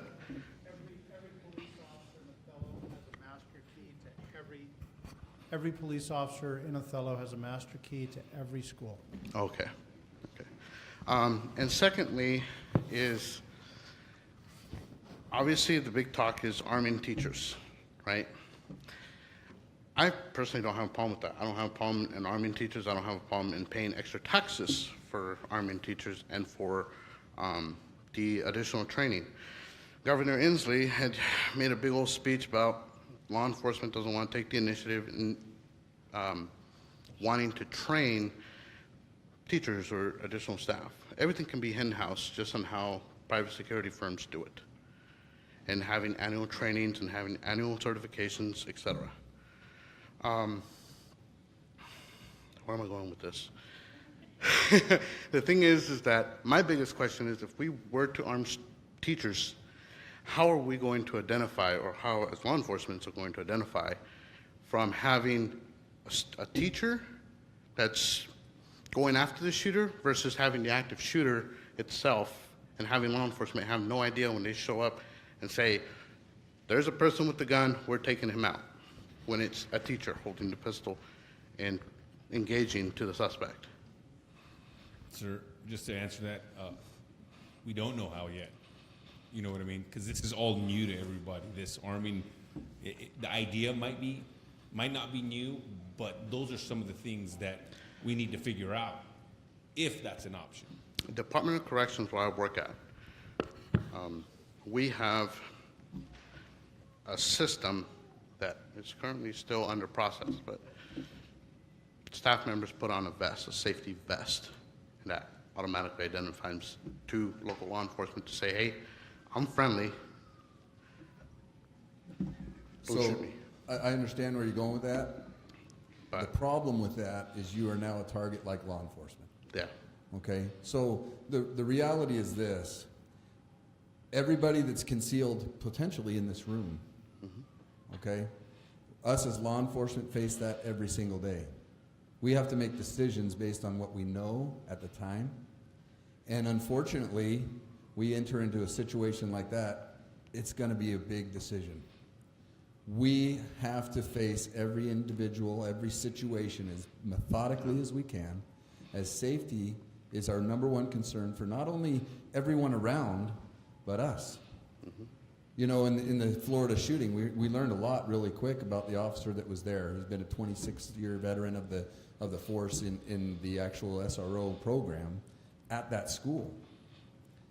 He was called a coward by a lot of people.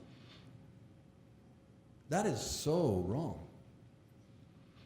By his own sheriff, in my opinion, to be called a coward when you have to make a decision based on what you know at the time. Every single one of these deputies and officers and chief and SRO here, we are going to try our best. We're not going to be perfect. Absolutely not. No. We will have to make a split-second decision. But again, how many people are in everyday life, when we do a traffic stop, in Walmart, wherever we are armed? We don't know. We treat people with respect, and we hope that comes back. In an emergency situation, those are split-second decisions that we unfortunately are faced with. And we take upon those in our role as law enforcement. So whether the school decides to arm somebody or not, we have to make good judgment calls. Every single officer in this room will tell you that we have to account for every bullet we shoot, whether it hit a target or it's in a wall down the street. That's our duty as law enforcement. We have to make those split-second decisions. None of this decision-making by the panel for the schools should have any role in what we do as law enforcement. We're going to react. We're going to go and do what we can the best way we can. We're going to take the shots if it's necessary, but we're also going to make the shots if they're necessary. We hope.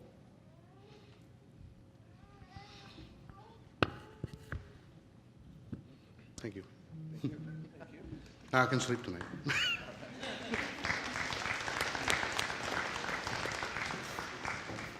I had one additional request from John Lockard. Thank you. I have some notes that it's really loud. I have some notes here that I've been writing down through this meeting, and I have a couple questions. First off, I thank you, law enforcement, for being here and the expertise that you're offering to this discussion. One thing that draws concern is that 60-second to 3-minute response time. I know that's the best you can do given logistics, resources, but I want to say it's unacceptable. Not on your part, not that you're failing as law enforcement, but just as a principal, that's unacceptable. 60 seconds, 20 seconds, 15 seconds, the things that can go wrong in these incremental small amounts of time are incredible. And so I'm not a firm believer that it's the police department's jobs to guard our schools. I think private security does. I think private industry in all facets of community and government and everything, by far, generally does a better job in healthcare. Private industry does a better job in construction. Private industry does a better job. I think private security in schools, that falls on the school boards. If that were to ever be an option as far as security, I don't think it falls on the police department. I think private security should be a viable option. And we talk about budgets, and the police department said they don't have a budget for another school resource officer, so they got one bouncing between multiple schools. And I don't know who wrote the bond, and I'm not into the bureaucratics of the bonds and whatnot, and the one that didn't pass, but I know at some point there's a proposal for like some odd $12 million for some sports complex. Why can we spend $12 million on a sports complex, but not $50,000 a year on a security officer? Why? That's what I want to know. 2, somebody brought up teachers being armed. I want to address this for a moment as I guess, however that sounds, as heroic as that sounds or whatnot. In my opinion, it's not a great idea. God bless you, teachers. I'm sure most of you would lay down the lives for your students and jump in front of a bullet for them. I don't doubt it. But in my experience, it takes years of training for somebody to be equipped enough to operate in threat interdiction and threat neutralization. And it's not, and those are big words. You may not know what that means, but that means stopping the bad guy. I personally, I don't want to get into too much of my history, but I've personally entered and cleared schools with students where, not another student has students held hostage, but insurgents. There was a school in my sector in Iraq that this one time, multiple insurgents of the AQIZ took the school hostage, 400 students. We entered and cleared every room in that. And it's not something a teacher should be responsible to do. Not just that, but the whole principle of a teacher being responsible for possibly having to take somebody's life, especially another student. I've had trigger time behind a gun, stateside and overseas, and taking another person's life isn't something that just comes. You can't just do it. That officer that in Florida that I guess he stood outside and didn't go in. You don't know calling him a coward. One, that's a weak position to take. He's doing a service of some sort, whether he went in or not. But you don't know what's going through his mind in that situation. And I don't think teachers should be put in a situation where a teacher who's taken like an 8-Saturday course training on entering and clearing a room for close quarters combat should be responsible for people's lives and to stop, to utilize threat neutralization to stop an assailant. I don't think that's a great idea. I think school resource officers, whether it be law enforcement or paid security professionals, paid by the school district to provide security for students, I think those are two vastly more proficient options. Again, I can't reconcile how we can spend money on, I know the school is overpopulated and whatnot. We need another school or 2 more or whatever, but on sports complex that costs $12-15 million, and I look at these beautiful buildings, and yeah, our schools are great, but I'm sure there's places where you can pinch money to pull out $100,000 a year to hire 2 security professionals, so it's not falling on the taxpayers through the police department, or just on teachers who don't have a weapon or don't have any means of self-defense to have to protect these kids with what, like throwing a book at them? Like, give me a break, you know? So those are my questions, I guess. School board, have you considered this? Is this an option? I know you spoke of options that you are considering, you know, and I don't want to sound mocking, but I do think they're silly. Those STEAM things, okay. Cameras don't stop shooters. They don't. They show you who the shooter is. Locked doors. I've blasted hinges off of doors with 12 gauges to enter and clear a room. A nice 12-gauge slug will take a hinge off of a door and blow your lock apart in a split second. So that's not, I mean, that sure, it all sounds like fairy tale-ish, like it's going to do something to make a difference, but the only thing that stops a bad guy with a gun is a good guy with a gun. That's why law enforcement carry firearms. That's why first responders carry firearms, and that's how it works. You know, I guess I'm about done, but I sell firearms in this community. Some people may not know that. I'm a licensed federal firearms dealer, so I guess I do have some sort of a bias on this. But I've sold guns to many teachers, actually. I know a lot of teachers in this district that own guns because they've bought them from me. And I like them and all, and I like them as customers, but most of them I've never seen at the range. And I don't want that guy who doesn't spend time at the range carrying a firearm to save children's lives. It takes years and hundreds of thousands of rounds of trigger time to prepare yourself for something like that. So I've spoken my piece. Thank you.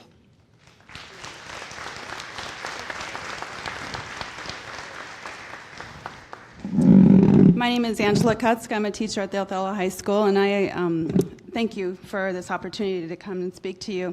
I feel much more at ease speaking in front of teenagers, believe it or not, so excuse my nerves if I sound nervous.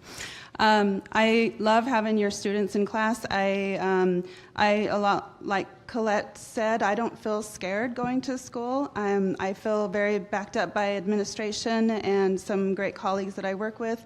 Your students make the environment a really great environment. But I do want to focus on the idea of prevention, which I think is the place that we really need to start. I'm help with the yearbook and advisor of the yearbook, and we do a page. It used to be referred to as SAD, Students Against Drinking and Driving, and then destructive decisions, and now it's something else. Anyways, we were trying to do the page, and we were trying to come up with some information about what to put on the page, and I tried to dig up information, like what are some statistics, what are our kids dealing with, and we really couldn't find anything. There's about 5 students who came forward that are a part of the club right now. And so what we did is we put together a survey of about 118 students. These are freshmen in a health class, and we told them we were going to get this information anonymously, so I don't have anything to say who these students are, but this gives you an idea of the freshmen. 118 students. One of the questions was, have you ever felt pressured into having sex? 11.9% responded yes. Another question, have you ever been pressured into taking alcohol or drugs? 17.8% said yes out of 100. These are 118 students who responded. Do you struggle with mental health issues? 16.1% said yes. Have you been bullied at high school? 20% said yes. Have you ever contemplated suicide? 22.9% said yes. Those are high numbers to me. And these are students who were being honest with their responses. So as a district, I would really urge us to start looking at the prevention of this and addressing how we as a school district are handling these issues. What are we as school teachers supposed to do with it? I personally don't know. I don't know. I know to contact my counselors, but a lot of times it's hard to get into the counselors. It's a demanding job. I don't feel like we have the resources for counselors to help them deal with this magnitude of a problem when they're trying to get so many students graduated. And so I would urge the district to look at hiring resources for our students that are just there for these kind of issues, that are there for when I as a teacher call and say, I'm concerned about this student because they showed me a poem that doesn't look right. What do we do? What are the next steps? I don't know what action has been taken. I don't know. I'm trusting that action has been taken, but I don't know. If I call and show or raise concern about a student who has shared with me some issues that are going on in their life, they're not handling stress well. Okay, I pass it on to the counselor, and I'm trusting that that information is being taken care of and being considered and taken further. As a teacher, I don't know what to do from here. So I guess the only thing I can do is to urge you to look at prevention. The other thing is that my colleagues and I, we teach in one of the oldest buildings in the district. We have glass doors and a full glass window that's the entrance to our building. I have a door that doesn't shut all the way because, especially when it gets cold or hot, it affects how it shuts. So even if I lock it, a lot of times it doesn't shut unless we make sure it's, and we have to pull it. So anyways, it's an issue. The buildings, the environment that we're teaching in needs to be looked at. And so, you know, we can raise a lot of issues, but I think prevention has got to be at the foremost. Thank you.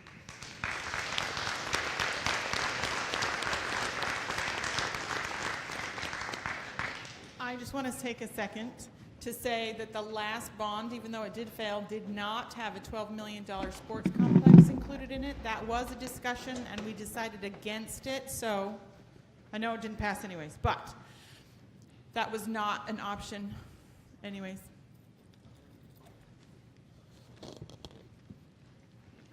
Hi. Okay. I work for the newspaper, and I just had a real quick question. The grandma who turned in her grandson, and this is kind of a general question too, what kind of signs did she see? What kind of signs should parents, friends, even acquaintances be looking for that a kid is sort of in crisis as opposed to someone who's just showing off? Are there things that they could be looking for? I apologize. I printed out that article, and it listed a bunch of them. Okay. I'll make sure and get them to the schools as best we can. Okay. But yes, it listed a ton of indicators that a lot of these active shooters have in common. So, okay, go ahead. What I would say to that is we know our kids better than anybody. You should see the signs. Like Officer Carlson said, instead of going to bed, ask the questions. Look through their stuff. You can do that as a parent. You guys know that, right? Okay? The reality is that you need to be aware. You need to have discussions. Some of the issues that we're facing today, why are those numbers so different than they were a while back, the ones you gave? Or are they? The reality is kids have so much access to everything now. There's a kid in crisis more because they're seen more. They have handheld devices that give them every opportunity to find somebody that will feel the same way as they feel. You as parents have a parental lock. You have parental guidance. You have the ability to go into their phones, hopefully. I've struggled with that, me and my wife. We don't know everything our kids do on the phones. The reality is that we're in a whole different world where kids find sympathy through other kids and adults, believe it or not. They're influenced daily by something different. The bullying at school. Now, some of the things that I noticed, and this is no statistical fact or anything like that, but one thing I noticed when they were interviewing all the kids of the Florida shooting, they went to these neighborhood kids that were jocks, popular kids. And what I found really interesting, I told my wife this, I said, they asked that kid about the kid that did the shooting. And what that jock, the popular kid, said was, that kid was weird. We knew something was wrong. We knew something was wrong. What that told me, and I'm being completely honest, was that jock was a bully. He started it. Not him specifically. Not that that kid needs an excuse for what he did. There's no excuse. The reality is what these kids are dealing with every single day. There's a lot of kids out there that think they're cool and treat others like garbage. And that has to stop too. It all starts at home. I'm going to continue to say that. But it also starts within our community. the help that we get from the counselors. I know Kathy Anderson's here. I worked with her for so many, I said dealt with, I'm sorry.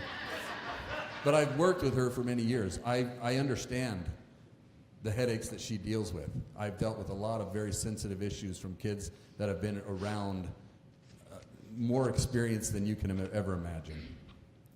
And the reality is that, as a community, we need to find the reach and find the kids that need the help that they need. So that those statistics, they may show really strong right now, but did we have that test 12 years ago, 10 years ago, 20 years ago? I don't know. Is it any different, or is it just more strong because these kids have more access to everything? The drugs are rampant. We know that. There's methamphetamine, heroin. There's marijuana, believe it or not, is a huge problem in our community. Okay? The reality is all that. So many factors in the situation that we can address over and over and over to try to get to one solution, which is safety for our kids. The way to get that to get to the solution is be examples, is be aware, be able to have those sensitive conversations with your children. And until we do that, this stuff is going to happen all over the place. We have to come together, and our community is great at that. We come together for so many different reasons throughout our year. Christmas baskets, wonderful program. Everybody gets involved. There's so many volunteers. Same thing here in a different premise. We need to address our families' issues. We need to find those kids that are reaching out, and we need to help the schools come up with the solutions like you were asking for, the resolutions through mental health. But we also need to be family. We need to help every single one of our kids. There's hard times in every family, mine included, but you have to deal with them. Thank you.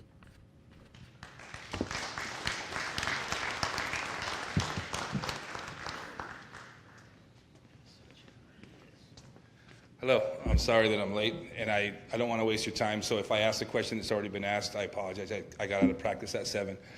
First of all, I want to say thank you to every single law enforcement person here. You guys do a great job, and your presence in our schools is highly visible, and thank you for all you do. My concern is for this school, McFarland School District, or McFarland Middle School. I'm a PE teacher, and currently we have 4 portables, and it is a huge risk that we have to open up our gym doors for the portable kids to go to the bathroom. We've had multiple fire alarms pulled in that area. The bathrooms, you can ask any janitor, they've been trashed. I urge the board to next year, which is going to be, we're going to get 4 more portables, so that's going to be a total of 8 maybe. We need a security officer at that station all day. Because if that doesn't happen, then you're going to get kids that come in and out. And if I'm a shooter, that's an open target. You go through those gym doors that are always open because the access has to be open for the kids to go to the bathroom. We have 90 kids in those gyms. If a shooter comes in through the gyms, we're in trouble. And from the gyms, you can come inside to this area with the push bar. So we lock them from the outside, but if you're entering where it's opened, you're coming in this way. There's no way to stop them. And that weighs heavy on my mind every single day. I'm very vigilant. I've spoken with my students. And Ms. French brought up a great point. We had a semi-lockdown, and we were outside. So I did what I was always trying to do, which was come into the locker rooms and lock everything up. And she said, Robert, why didn't you guys run the other way?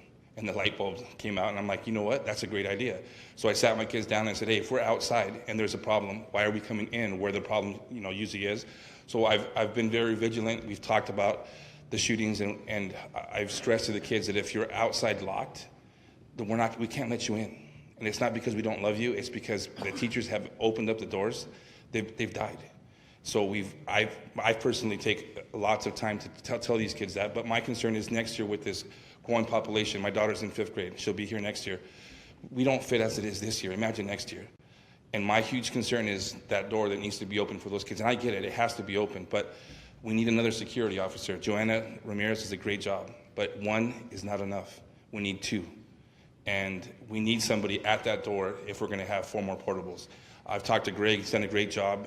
And he said that part of the solution is maybe making those portables have their bathrooms so the kids can't come in. But if you guys leave those doors open and a shooter comes in, it's going to be a massacre. Thank you for your time.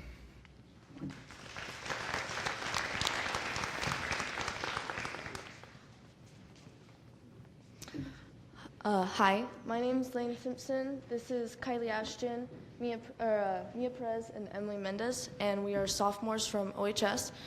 And sorry for our appearance, we just came from practice in Moses.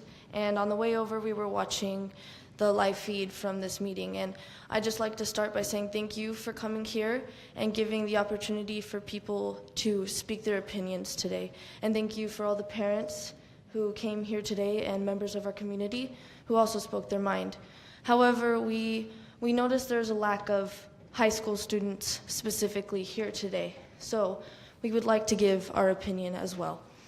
On the stance of teachers having firearms here today, we would like to just say, as students, we do not feel comfortable with this.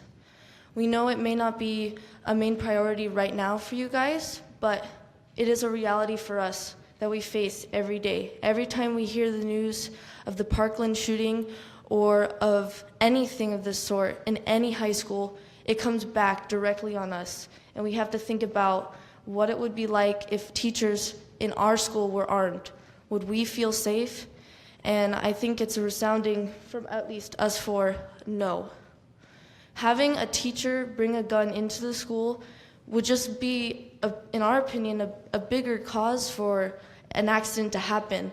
By allowing a gun into the school, we therefore open up the opportunity for either a student to sneak one in, or in a worst case, a student to steal a teacher's gun.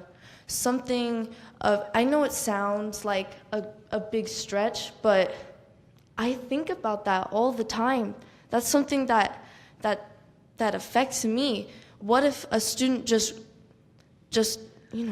shot up the school? And by bringing in those guns, I think that just opens up the opportunities. It's a greater risk.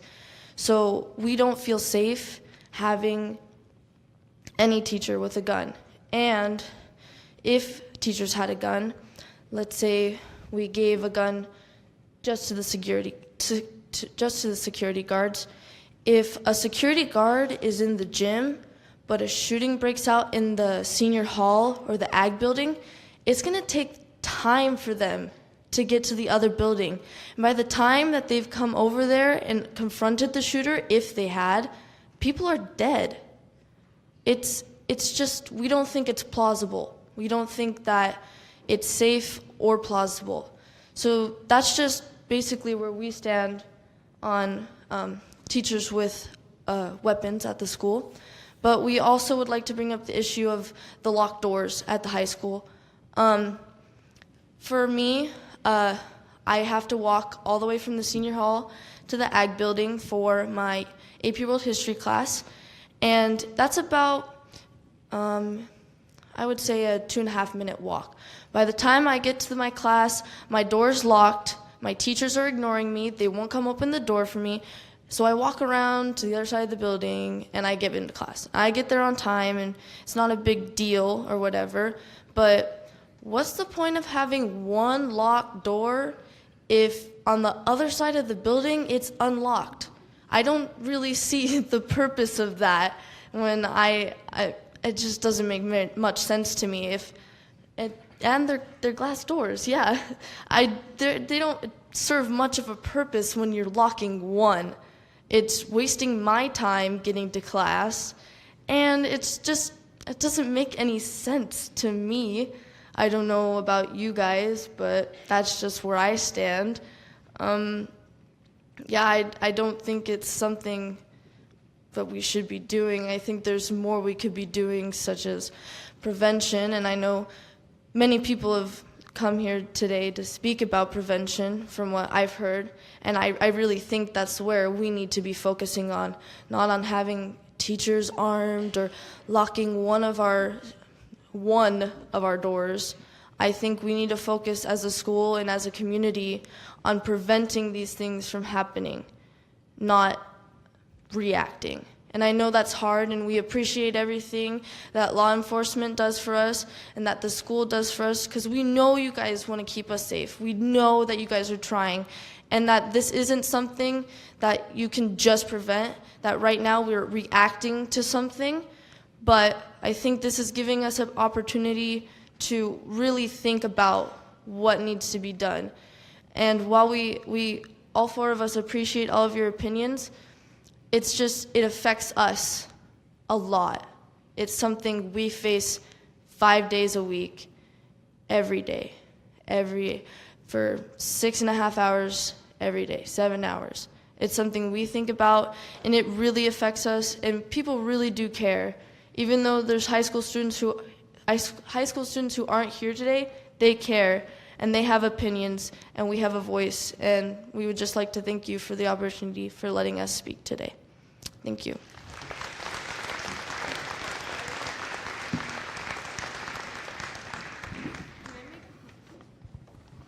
Can I make a comment on that really quick? Oh, sweet. I totally, as a student rep, I don't know if this pertains more as a student rep comment or maybe even just a public comment, but being at the high school, yeah, they lock the doors and that's one way to prevent, but then you have a giant sign on the door saying, go around, the other doors are locked. Like, that's just counterintuitive and it's just not helpful. And then going on from that, no matter how hard you look or how much you know your kids, if there's something they truly want to hide and they don't want you to find out, you're not going to find it no matter how deep you dig. And if you do, there's no way that a student who's willing to go that far to hide something is going to tell you the full truth. If you really want to get to know your student, then you're going to have to, this is terrible, but you're going to have to question them. You can't always think, oh, my daughter or my son will never do that, because on the off chance, maybe they can, and that's just what happened with these students too. Their child, their son, their daughter, they were the ones who committed these crimes and who the people thought they never would. How can someone do that? We have to go beyond just trying to prevent it or just trying to react to it, like what they said. We need to find a solution and maybe even talking to our students more, because we are the ones in the schools, we are the ones who this is going to affect. And yeah, you guys are on the outside and you guys are the parents and you have so much care and love for us, just like the teachers, just like the police officers, everyone. But we are the ones that are there. We are the ones that are most likely going to be the targets. So I would just, that's my comment.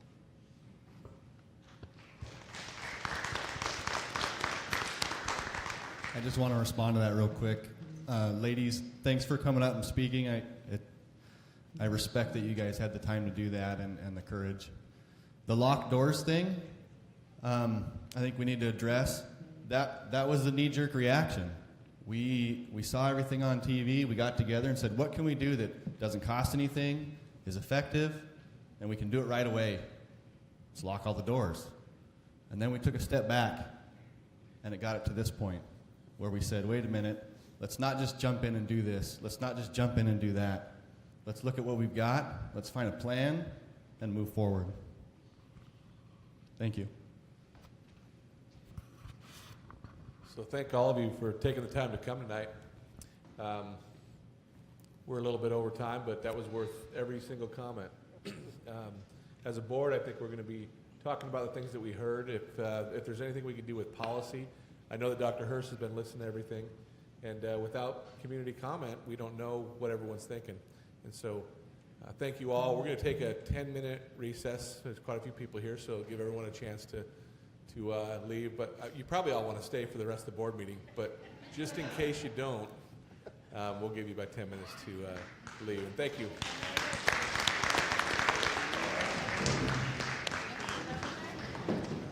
Before everyone goes, I did bring some resources for mental health services for teachers and anyone that wants to pick some up here.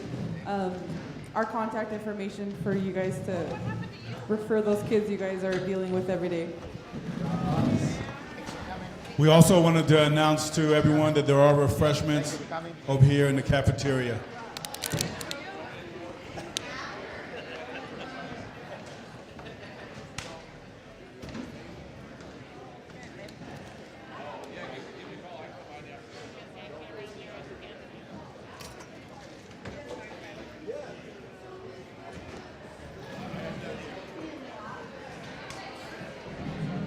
And we're going to move on to item B3, board member reports. We'll start with the first one, which is the legislative report by Director Stevenson. I don't have anything at this time. You were just up here. Where'd you go? We just lost our formal appearance. To talk about, and I'm sorry, I don't have anything on legislative report at this time. Okay, we'll move on to second item, the WASDA Equity Conference. At the last board meeting, there was discussion around that. I think Director Ashton had made the comment that this would not be something that the board would go to. This would be something that would be a partnership with the board and the district. I believe what I've heard is that the district is interested in attending. Absolutely. And so then the next question would be any board members who are interested in attending as well. And I'm just bringing up the link to remember what the dates were. It was the 1st of March, then we've already missed it. 31st, gotcha. So are there any board members who want to attend that? I'm assuming Director Ashton wants to. Yeah, I want to attend it. Director Stevenson, was that something that you said you were interested in as well at that last meeting? I can't remember. I think it depended upon, because it was all about the jointness of stuff on who was going, who else in the district was going, other than administration. But did you have like others? So right now we've talked to the executive team, so all of the executive team is going. So that would be Pete, myself, Sandra, Talia. I'll get back to Leah and let you know. I'm having technical difficulties, so I'm asking the tech department who I know who best to go to first. They're too busy eating cookies. So any other board members available or interested in that? Not at this time. Okay. It's May 23rd, right? All right. I just want to make sure. I was thinking somebody said March 3rd. That's the other one. Yeah, that's a different one.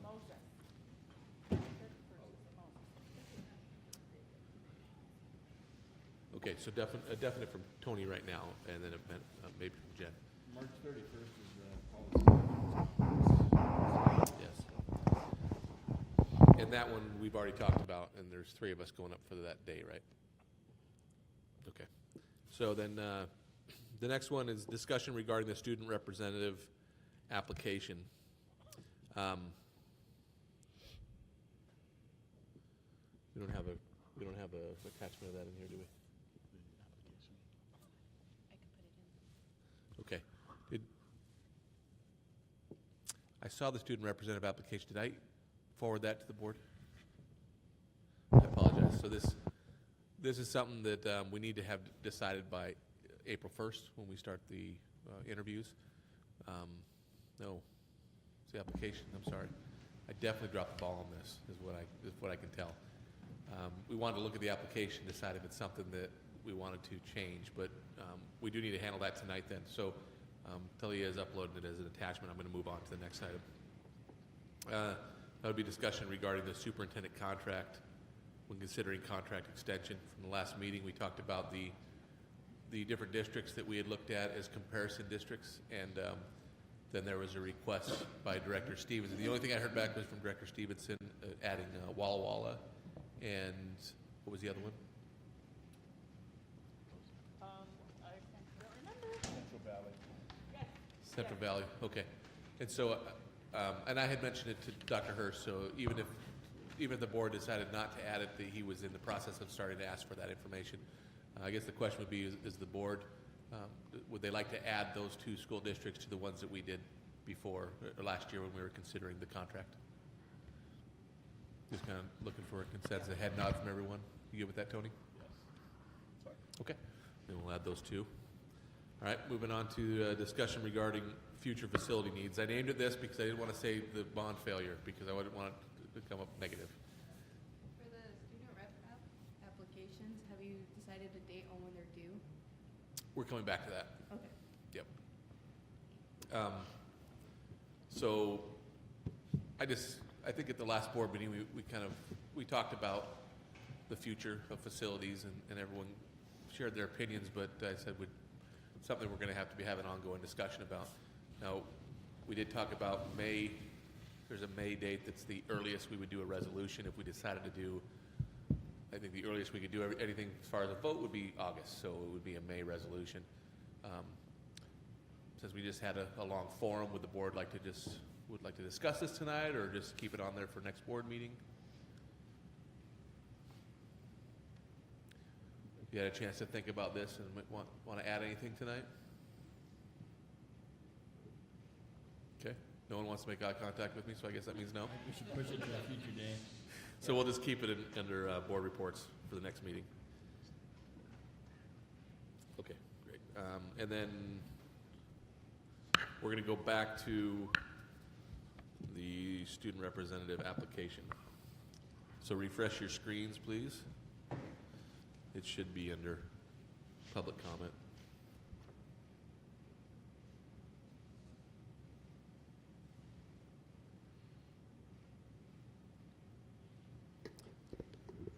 I have a question right off the bat. Shocking. Cumulative GPA, are we saying that there needs to be with a range already? Is there like a, this is what we want you to have? Is there like a precursor to this, I guess? I can just say, I can share historically what the board has focused on is growth. One thing that we had always said was we're not going to be taking the highest GPA students necessarily. We're going to look at growth, not just academically, but personal growth throughout their high school career. And so I don't think the board created this application. Do you remember, Tony? Did we specifically create it, or was it a suggestion to us? I don't know that we've just looked at them and used it as part of our reference when we do the interviews. To me, the interviews are more important than the application, but the application helps to get to know the child a little bit before they, or the student a little bit before they come in.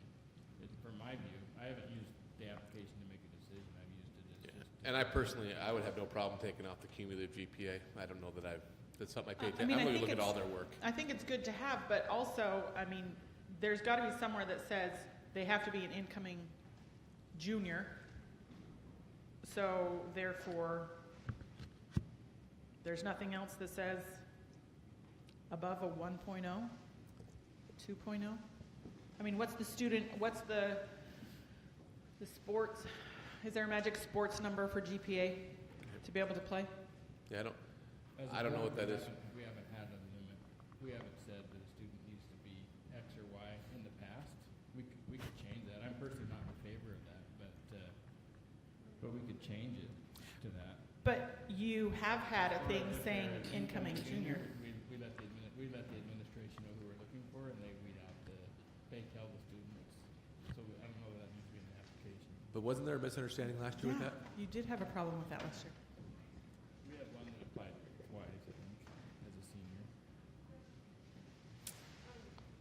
Going back to the sports thingy, personally, I don't believe like GPA should matter. What matters for sports, at least, it doesn't matter what your GPA is, as long as you have you're passing at least 6 out of 7 of your classes at the time that you're playing the sport. So maybe making sure that the student is staying consistent with their grades rather than what is their GPA, because their past is their past, and they can only grow from that.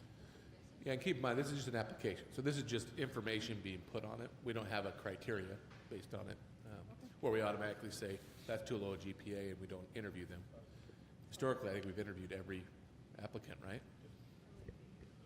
So like Tony, I think, was saying, this is just a way for us to kind of know a little bit about them before the interview. I think it does need to say this is open, like above, like near the submit the completed application. This is open to incoming juniors, because there has been misunderstanding in the past about that. I think that needs to be in black and white on the application. What's the rest of the board feel on that? That's fine. Okay. So we can get wording in there that then makes it clear that it's for someone who's a current sophomore to be a junior next year.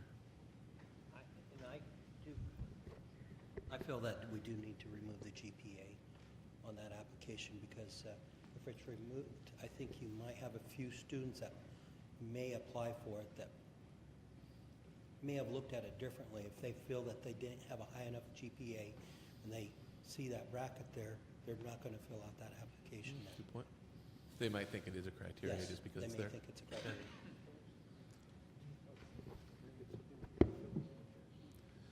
Yeah, we would be taking out, well, I guess they could still fill in what grade, but if we're making sure we limit it to just the juniors, but that would let us know if someone misunderstood the requirements. So there's been a request to remove the cumulative GPA on the application. What's the board feel about that? Getting the heads on, okay, so we'll move that part. 17, 18 grade, should we leave that, keep that so that they're confirming it for us, or would you? Otherwise, we're leaving it totally up to administration to make sure of that, right? Well, we put the incoming juniors, like, we shouldn't really have to have the grade, so we should know. They should know that it's only for incoming juniors and not for, you know, like freshmen or seniors. All right. This may have been the application from the first year when we were actually looking at both, and maybe that's why it hasn't been changed. All right, so what does the board feel on that? Leave the grade or take it out? I think we should leave it. Okay, but obviously it would change to 18, 19. And then the date, I'm looking at the submit the application by. We're gonna start interviews on April 1st, so what should be the due date? We're not giving them a lot of time right now. Maybe, I'm suggesting maybe we keep that date the same, but change the year, obviously. What would the 29th be this year? What day? Is that a Friday? Maybe a Thursday.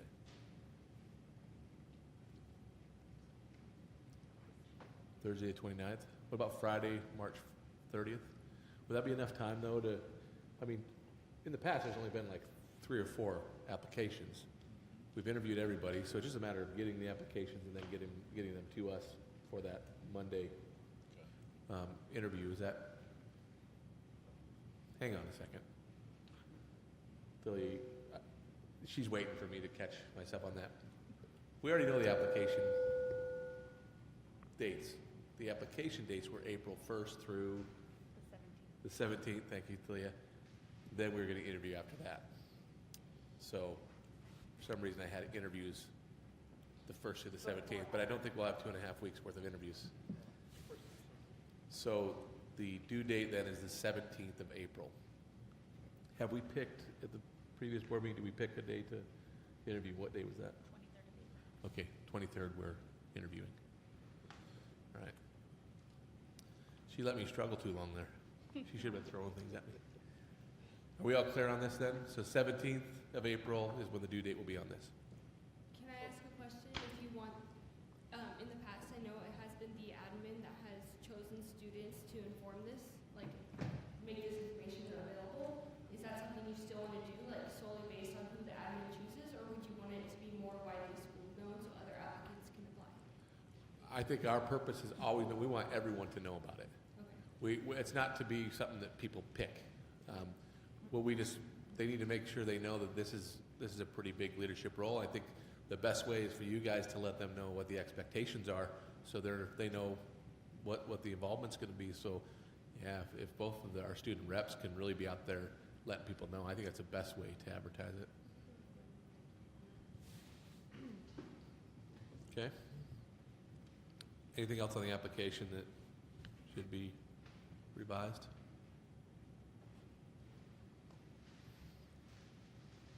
No? Okay. I'm sorry, hold on. To the Othello School District Board of Directors. Application for student representative to the Othello School District Board of Directors. Yeah. Good catch. How'd we miss that?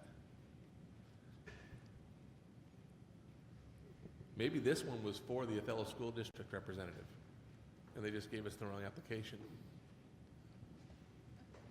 Possible. You guys have a rep? All right. Good job, Jen. Anything else? You guys, did we capture all those questions? Okay, thank you. All right. The last discussion item is regarding responding to Facebook Live comments. So the history is here is since we've gone to Facebook Live, there's always been this comment section that's been available. The board has never responded to the comments, but there's been a question of whether, if we're not going to respond to comments, should we have comments? So, Tony, we'll start with you down there and kind of any thoughts you have on it.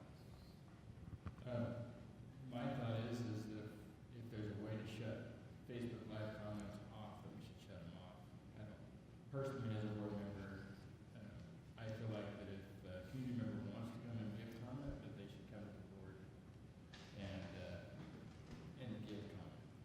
But it may not be, it might mean that they'd be able to shut them off, but I guess I just feel like that we need to have people come and give comment face to face if they want to, not for Facebook Live. If they have questions, I think they should be encouraged to email a board member and we can answer their questions. So, Rigo, do you know if comments can be shut off on Facebook Live?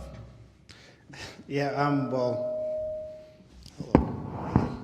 We can definitely take a look at it and stuff. I'm not sure if we can turn it off, but I can definitely take a look. You know anyone who can help with that?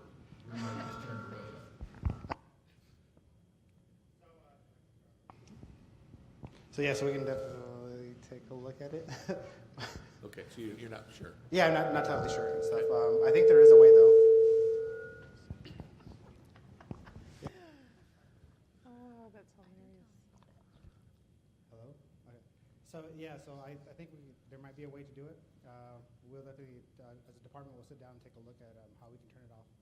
So if that's what the board wants. If the rest of them Yeah, I wanted to see if it was even feasible first, but it sounds like we don't really know yet. What do you think, Ken? Definitely. I think we should take it off, but like I said, I'd still like to leave it open for questions that could be responded to by the district, possibly. So your feeling is that the district should respond to questions to the board? I have a feeling that most of the questions would be district related anyway, and not dealing with policy. Okay. What do you think, Jen? I now agree with Tony about, I didn't before, but I do agree that if they want to make a public comment, and I think that that's the only time that it's appropriate for them to make a comment on Facebook Live. I mean, I understand that there's questions, but to make comments that we would accept would be live during our public comment section. There we go. But I agree with Tony now, after he said it, that they should take the time to come and see us face to face if they're going to make a comment. And only during the public comment section would I think that that's appropriate for them to make comments. I do think that there are many people that have questions, and I've read some of those before, but I don't know if it's appropriate for the district to be making those. Sometimes they are district questions, but not always. I'm of the opinion that if they need or want to make a comment, they should be here. And that's not to dissuade anyone from not having a comment. Obviously, having it live is to certain interest to get those questions and comments generated, but it's important enough that they make their comment here at the meeting. Otherwise, it gets into a discussion amongst viewers. Sometimes questions get answered amongst themselves with false information, nonetheless, and it never makes it to us. So I would be of the opinion also that although we encourage the views, if you have a comment, come talk to us at the meeting. So I guess when it comes to comments, most of the time during public comment, we do get just comments. I'm looking historically, it's not a lot of times when people come to our board meetings and give comments, but it's not often that it's a question directly to us, right? And so I suppose as I'm listening to this, I kind of agree with that. I was wondering, could we open it up for questions at that time? Then it occurred to me that we don't usually get questions. It really is just comments. And so I'm in agreement with that. I think that any questions about any operational things that go on in the district, hopefully they feel comfortable that they can ask our district office or any school sites about those questions that they have. But those wouldn't be questions that we'd answer anyways, which maybe what was Ken was talking about. But maybe it does open it up for just the ability for people to make statements that either can't be corrected or corroborated. And so it sounds like the majority of the board says if we can, we're going to go ahead and turn them off. So, Rigo, let us know if we can do it. Okay. Now we'll move on to student rep reports. Okay. The only thing I have to report on is our garbage pickup we did on last Thursday, and we got over 1,900 pounds of garbage. Last year we only got 1,400 pounds of garbage. So, and we got over 1,900, but we didn't have the exact number. That'd have been cool if you could say you got a ton. Yeah, we almost got there, almost. Like, it was really close. But I also wanted to mention How many people participated as well? 50 people. 50? Good job. Yeah, so I think it's 70% of our population. Yeah. Awesome. From a husband that is on the committee to set those up, he said you guys did an amazing job. Thank you, thank you. Yes, we amazing. actually had a lot of fun. A lot of our students were like, "This is so stupid," but once we actually got out there, they were having a lot of fun. So that's always good.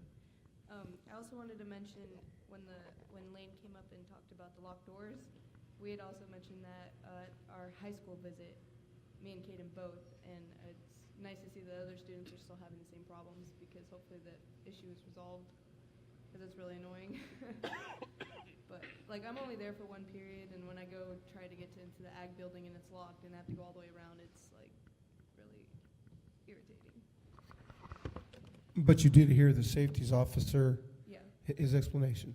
No, they aren't doing this to make you guys Of course, frustrated yeah. or anything, They're but trying to, but at the same time, it's like we're looking out for you guys. if a shooter wants to get in, they're gonna get in with a gun. They're glass doors. So, you know what I'm saying? Mine's pretty short too. We had our first OHS roundtables on February 28th. Our secretaries were amazing, and they picked 5 or 6 kids at random from each grade, and we got together. Not all showed up, so we created a system where if you don't show up to 2 meetings in a row, we're going to replace you from another kid in that grade so they can be heard, and maybe that we can hear a different point of view. For the first one, I think it went really well. Obviously, coming into it, some of the students didn't know what it was or like why they were being called out.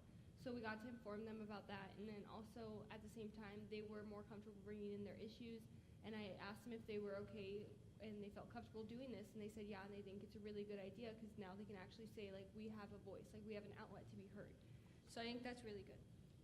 That's all. All right, thank you. So we're then going to move on to C1, required approvals. I'll entertain a motion to approve. Move to approve item C1, required approvals. Been a motion by Director Action to approve. I'll second that. Second by Director Johnson. Any discussion? All in favor? Hold on. Aye. Wait, I had a question. You were going fast. You got to be quick tonight. Discussion.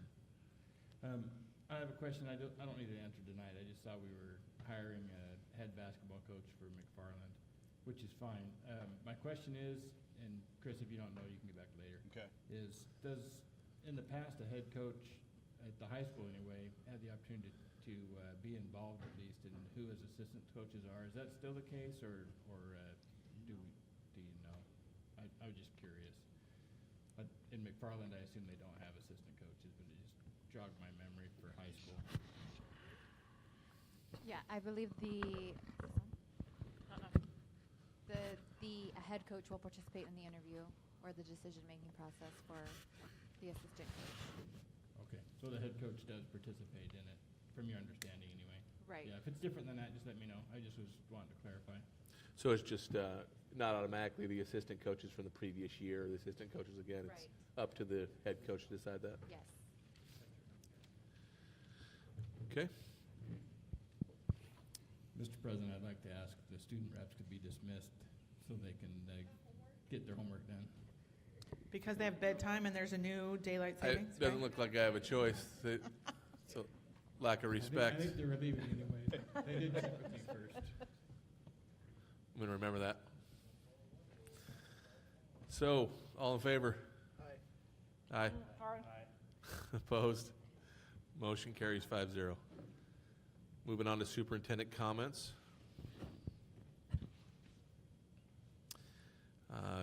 We've got two items in here. One's an informational item, and the other one is going to be a presentation for ENS3 monitoring report. Before we get to the ENS3 monitoring report, I want to ask if anyone has any questions or comments about the informational item about the tennis courts. Okay. So Dr. Hirsch, you're up.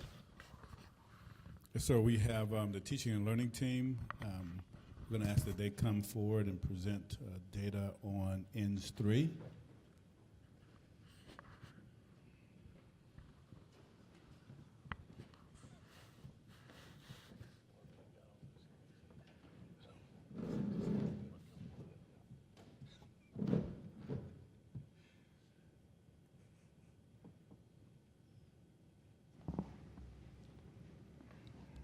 Okay.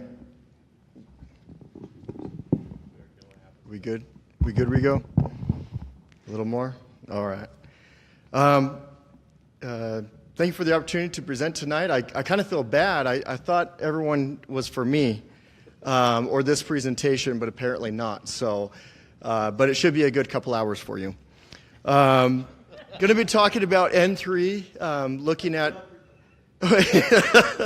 personal responsibility and citizenship. And if we could go to the next slide, Talia. Really starting with looking at the vision that we have for the district and wanting our students to be able to be competitive and to be able to compete, not just in Othello or in Adams County or in the Columbia Basin, but wherever life takes them, and be able to be competitive across our country and really in a global society. And so we know that we do that through the skill development and foundational skills that we have, through the global pathways that they allow those opportunities to be had for our students. And so within that, when we look at the instructional vision tonight, our focus is going to be on cultivating a safe environment of respect and rapport. And we recognize the timeliness of this report as we just spent the last couple of hours with the community members and looking at talking about the safety of our students, and then hearing the student voice come through this evening and what is important for them. And that's really what a large part of this end is addressing, is do our students feel safe? And do they feel supported, and do we have the tools to measure the progress that we're making towards that? So when we look at, as with any vision, you would start with the end in mind. And then once you establish that, then you need to look at where we currently are. And so from where we are to where we want to be, we broke that apart and looked at a 3-year plan for that. And so today we'll be presenting on the work that's happening now in year 1, and that we'll continue to build upon. As Pete and Jessica present, they're going to be talking about measures and targets. And when we refer to that, so we take this, the end, and really go deeper into it, the measure is looking at what sort of rule or way that we're going to say that we're making progress towards that end. In the example that's given here, looking at graduation rate. If students have the supports that's needed, that we're really making sure that the attendance is where it needs to be, all those other factors that are part of it, that would have an influence on graduation rate. And then the target is that specific goal, something that's concrete and measurable. So in this case, it would be, or in this example, excuse me, a 5% increase over the year. So something that we can say, okay, we feel like graduation is going to be talking to that end, but then what specifically do we measure, and how do we know that we're making that growth? And so those are the pieces that we'll be discussing tonight. And we'll start off with Pete Perez. N3 in front of you. I won't read it to you. It'd be like reading a book to the author. But it does remind me of work in some research that we've been doing across our system, and a phrase that we've used in other avenues. It's as I think about this, it's work hard and be nice. As I look at the two subcategories here, participate successfully. That to me means work hard. Demonstrate ethical behaviors. Treat others with dignity and respect. Be nice. I think there's a simple way to talk about those things. What's not so simple is to measure what does hard work look like? What does hard work mean? And what does be nice mean? So we want to talk to you about some perceptions, feelings in our system, and the current reality. The next slide provides a visual about where we believe we are in the system. We've talked a lot about change over the last year and a half. And so, Talia, if you'd go to the next slide. That image there, we view the one up top in the top left-hand corner as accountability and support. And there was a dramatic change in accountability across our structure and across our district the last school year. What we've worked really hard to do this year is to balance accountability and support. John often refers to it as a ton of accountability and 2 tons of support. So we're working hard to develop that support structure to make sure our students and our staff are moving towards the end. Not only that we're making progress, but that we're seeing dramatic change in our system. Certainly a sense of urgency that we expect our staff to convey to our students. We're here to move the needle. It's not going to be incremental. We're going fast. So we want to talk to you a little bit about some of the measures that we've put in place.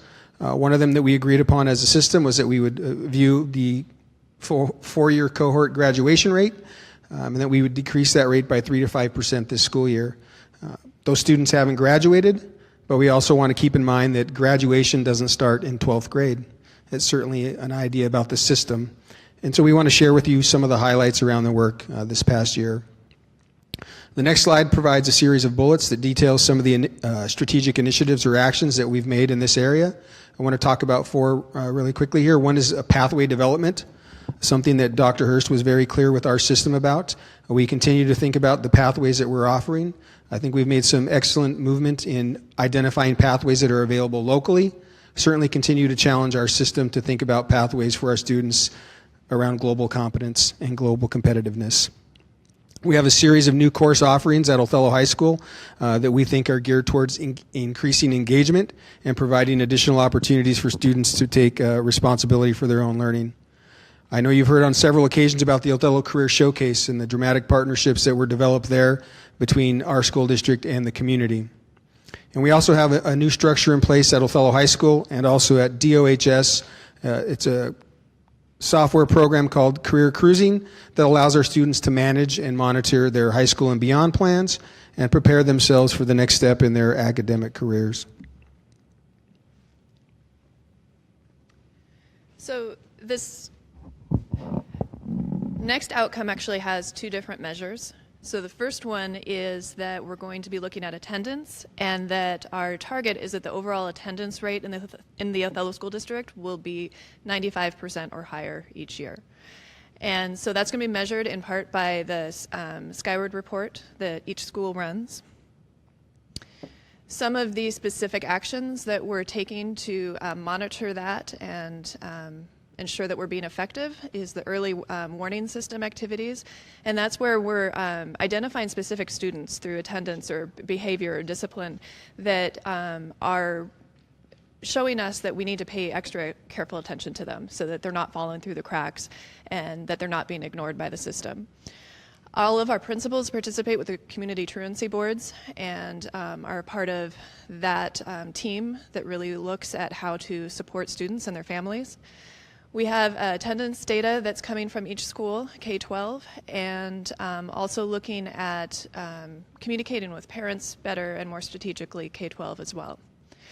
As we've looked at teacher clarity, as teachers improve their craft within the classroom, student engagement will increase.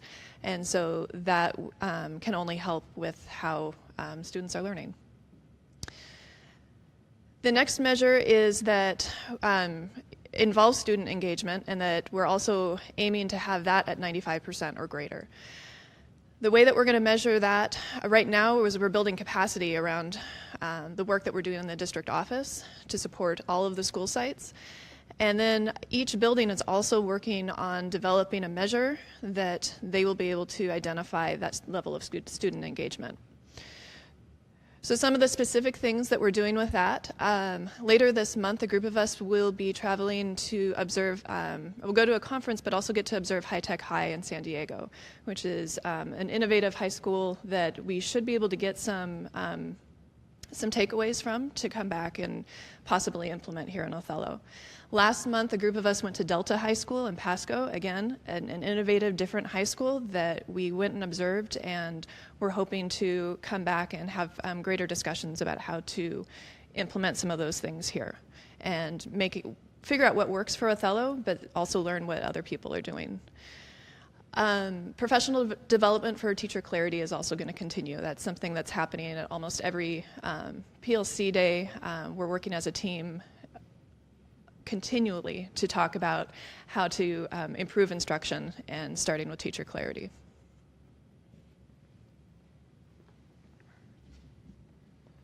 The next components, the next measures talk about, again, building capacity. Well, there we go. Let me skip that one.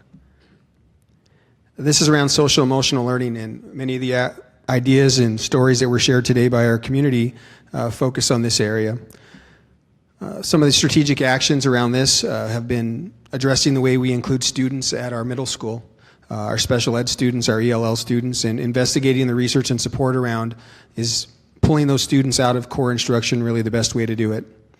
We've gone through an exercise as a district leadership team. I think it was right around Thanksgiving time where we pulled together 40 leaders in our system and talked about the core values of our school district. And we look forward to continuing that work as we demonstrate and model for students the behaviors we expect of ourselves and of our employees and of our students.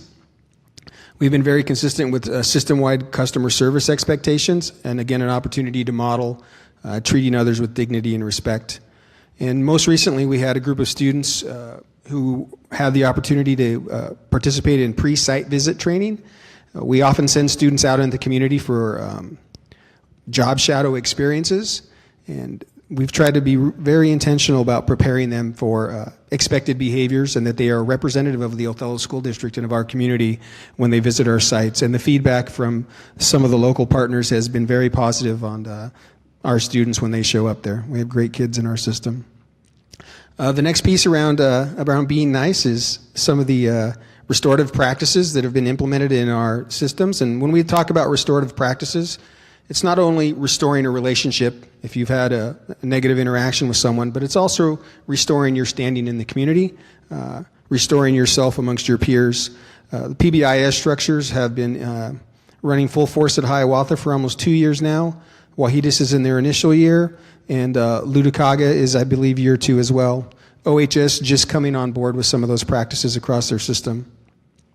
Social emotional learning, which captures, I think, many of these ideas. At Scootney Springs, they're using something called responsive classrooms, and it's really about how you talk to each other, how you build community in a classroom. And again, I think what we heard tonight was the impact that relationships have in keeping our students safe and having them feel comfortable in our classrooms. We've also had McFarland middle school staff who have been trained in suspending suspensions. That's a state offering that gave them an opportunity to consider other options when students break the rules and have to be managed with our discipline matrix.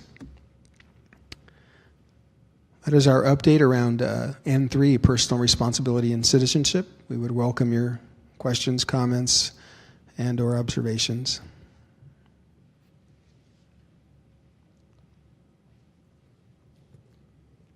I have a question for Chris. This is the official N3 report, or do you have a more detailed report you can provide? This is the official N3 report. Okay. So I guess my question, all these things look really good about where we want to be. I just don't see anything on here about where we are. I think it's great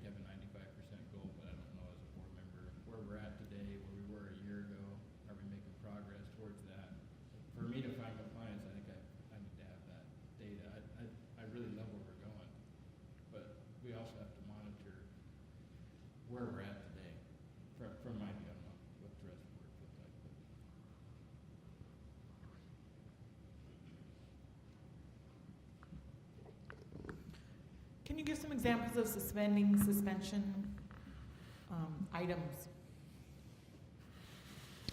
So the suspending suspensions opportunity was a professional learning option for assistant principals offered by AWSP, the Principals Association here in the state. And really that's the folks that they get together and talk about what are other practices we could put in place. So suspension isn't the quick answer. I know that the charge early on when Dr. Hurst came on board was we would really consider when we put a student out. So these are, again, around restorative practices. Do you just rely on the matrix, or do you rely on an opportunity for the student to make good, to bring the parents in, to have those conversations, to build that relationships? And the title is really around how do we get away from stepping to suspension, from putting a student out as the first option. So if I had to speak specifically about MMS, I would talk about some of the structures they've tried to put in place around creative scheduling, so half days for particular students, for requiring counseling and parent intervention before we bring a kid back, or to allow them back more quickly if we know the parent has become engaged. Those kinds of activities I think, are more creative and innovative than going straight to suspension.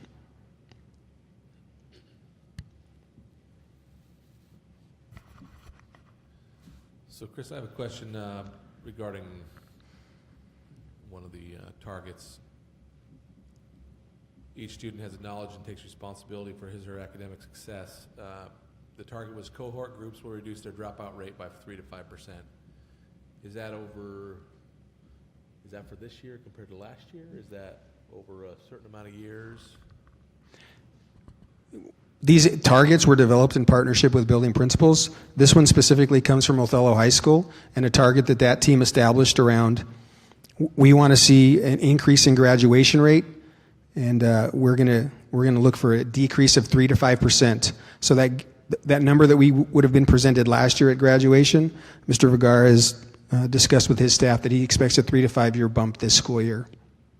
So the data that Director Ashton asked about for that specific target, wouldn't be able to provide that till the end of the school year, but for the other one, certainly we could go back and see where we're at currently. We've got to have an idea, though, if we're on track or not, right? I mean, we know what kids are on track to graduate compared to this time last year. I know we don't know the final number, but Yeah. I would hope somebody knows if we're on track or not, because we're not just going to wait till the end and be surprised. Absolutely. So most recently, within the last week, they run an activity at Othello High School. It's called Adopt a Senior. And what they do is the counselors put together a list of students, and it's, I guess for lack of a better term, a matrix. And it says these kids in the green, they're going to walk across that stage.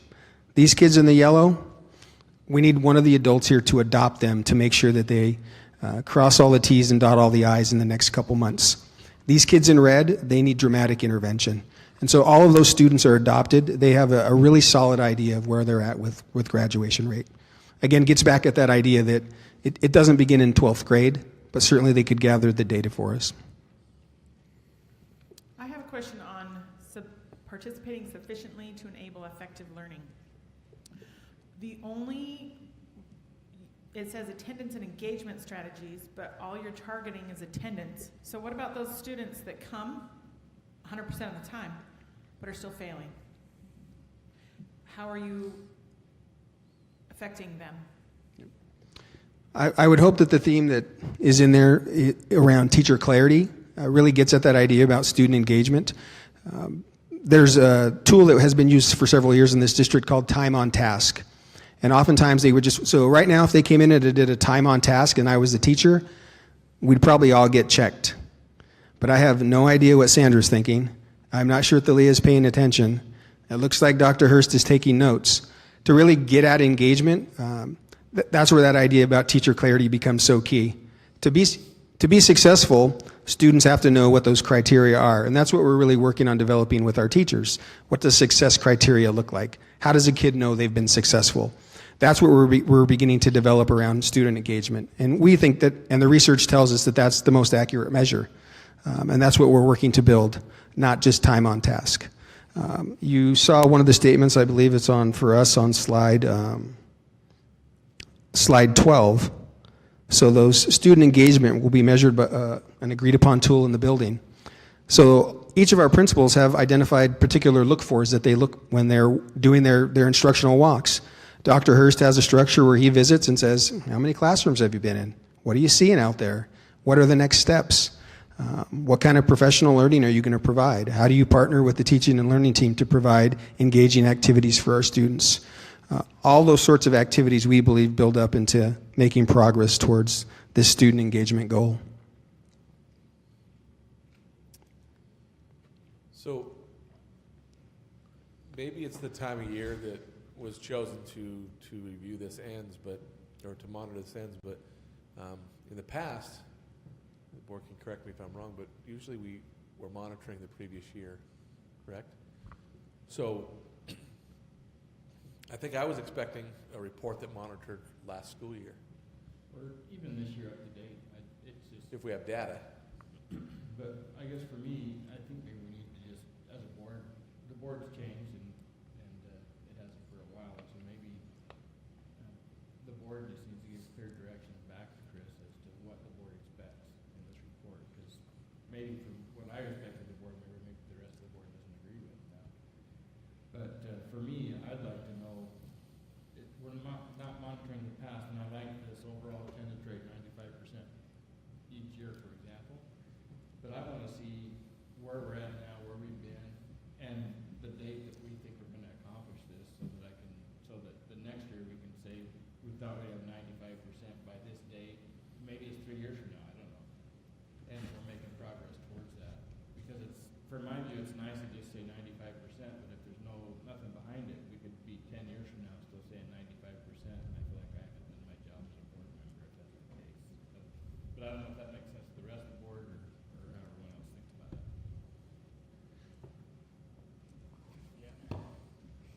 I have to agree with you, Tony, especially being new on the board. I want to know where we're at now and where we're going. And it would be nice to see some of those numbers.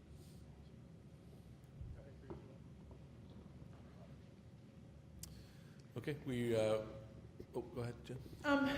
So I understand that it's not all once you get 12th grade that's it, but at what point do you adopt a non-senior, I guess? At what point do they say there's a problem here with this student?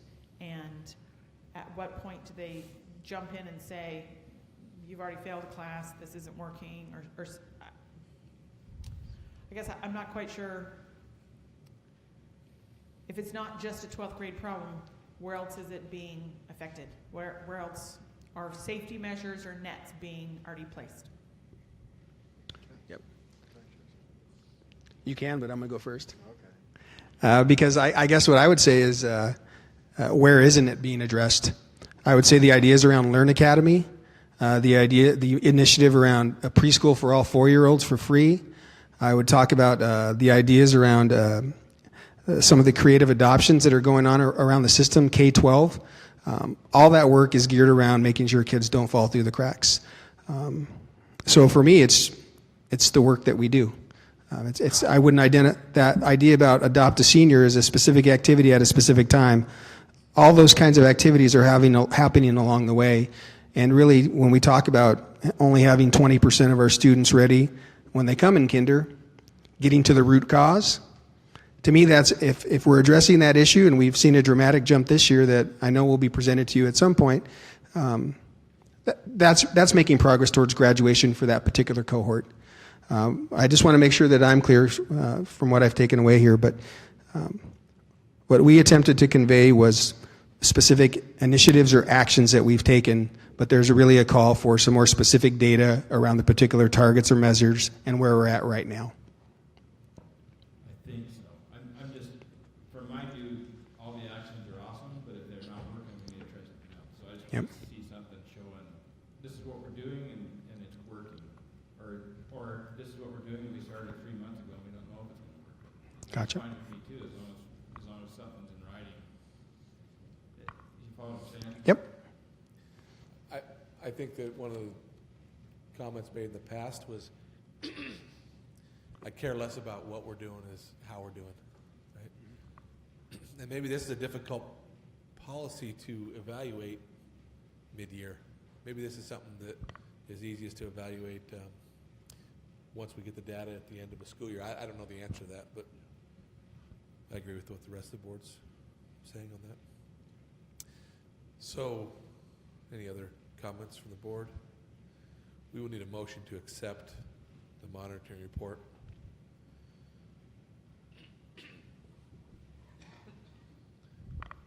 I'll accept it if Chris doesn't want to change it. We actually, I'm sending an email to Pete right now. We're actually going to regroup and gather some the data that we were talking about, and then if it's okay, we want to resubmit it. So keep in mind, one of the board's options too in monitoring ends is that we don't accept a report based on not enough data to be able to make a decision. So that's an option as well. So what am I hearing from the board? I guess we have two options here. We could choose not to accept, or we could and then evaluate it, and it might come out that it's found to be in compliance, out of compliance, or we don't accept the report. Or we could vote to table it, right? I think that probably if there's just not a motion to accept the report, we didn't accept the report. I don't really want to, maybe somebody else does. I don't want to make a motion to not accept it. So. Is there a motion to accept the report?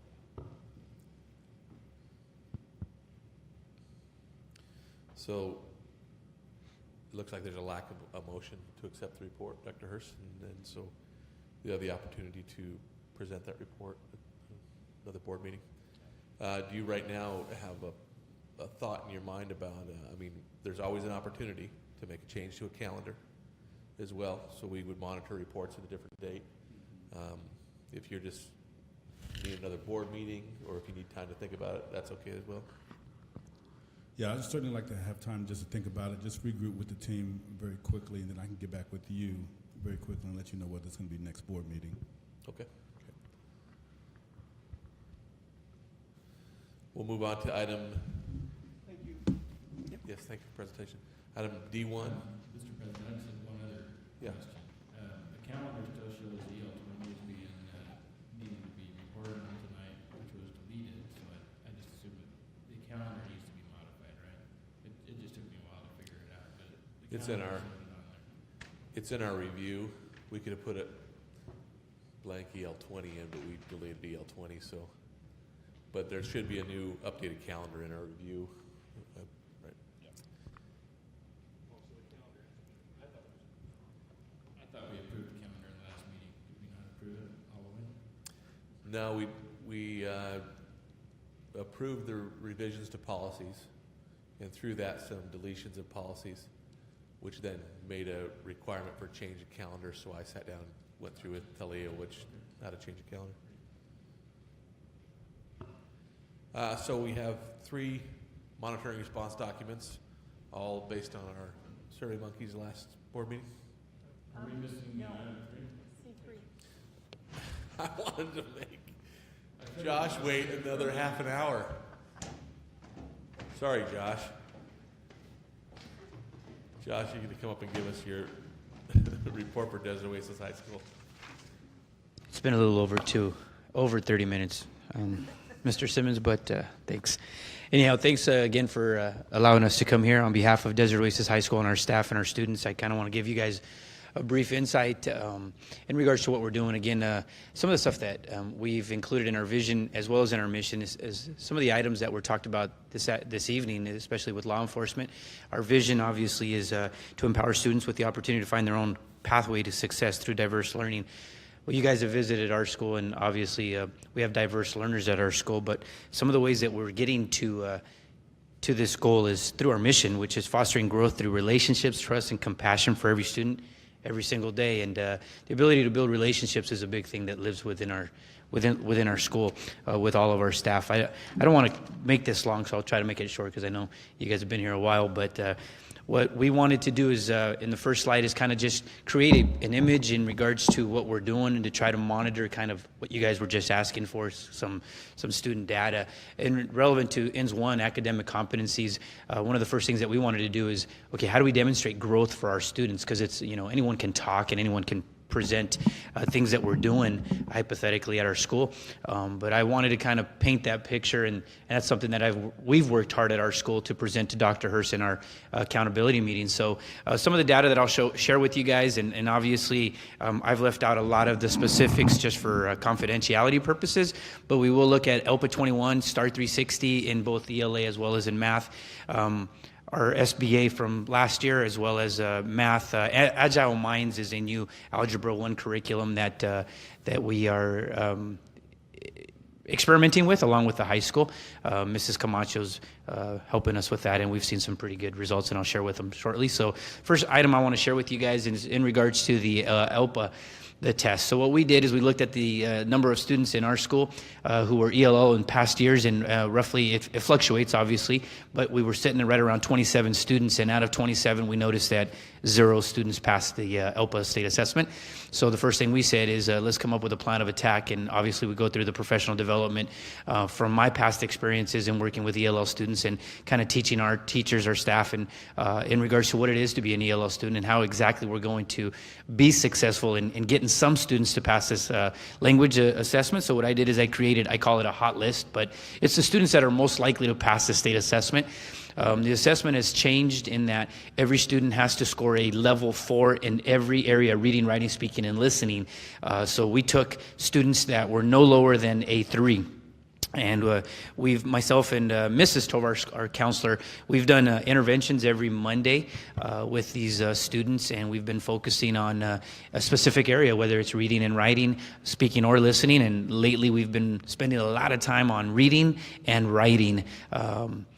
I believe our students have the ability to pass this language acquisition test, but I believe effort is sometimes lacking on their behalf. So when they're asked to write a letter, they look at that and they panic and or shut down, and they don't want to do it. So we spent all of today with all of our 23 ELL students kind of doing an intervention with them, because we only have one more shot at this, which is next Monday, to try to prepare these kids for the state assessment. And what we're basically doing is prepping them for the test.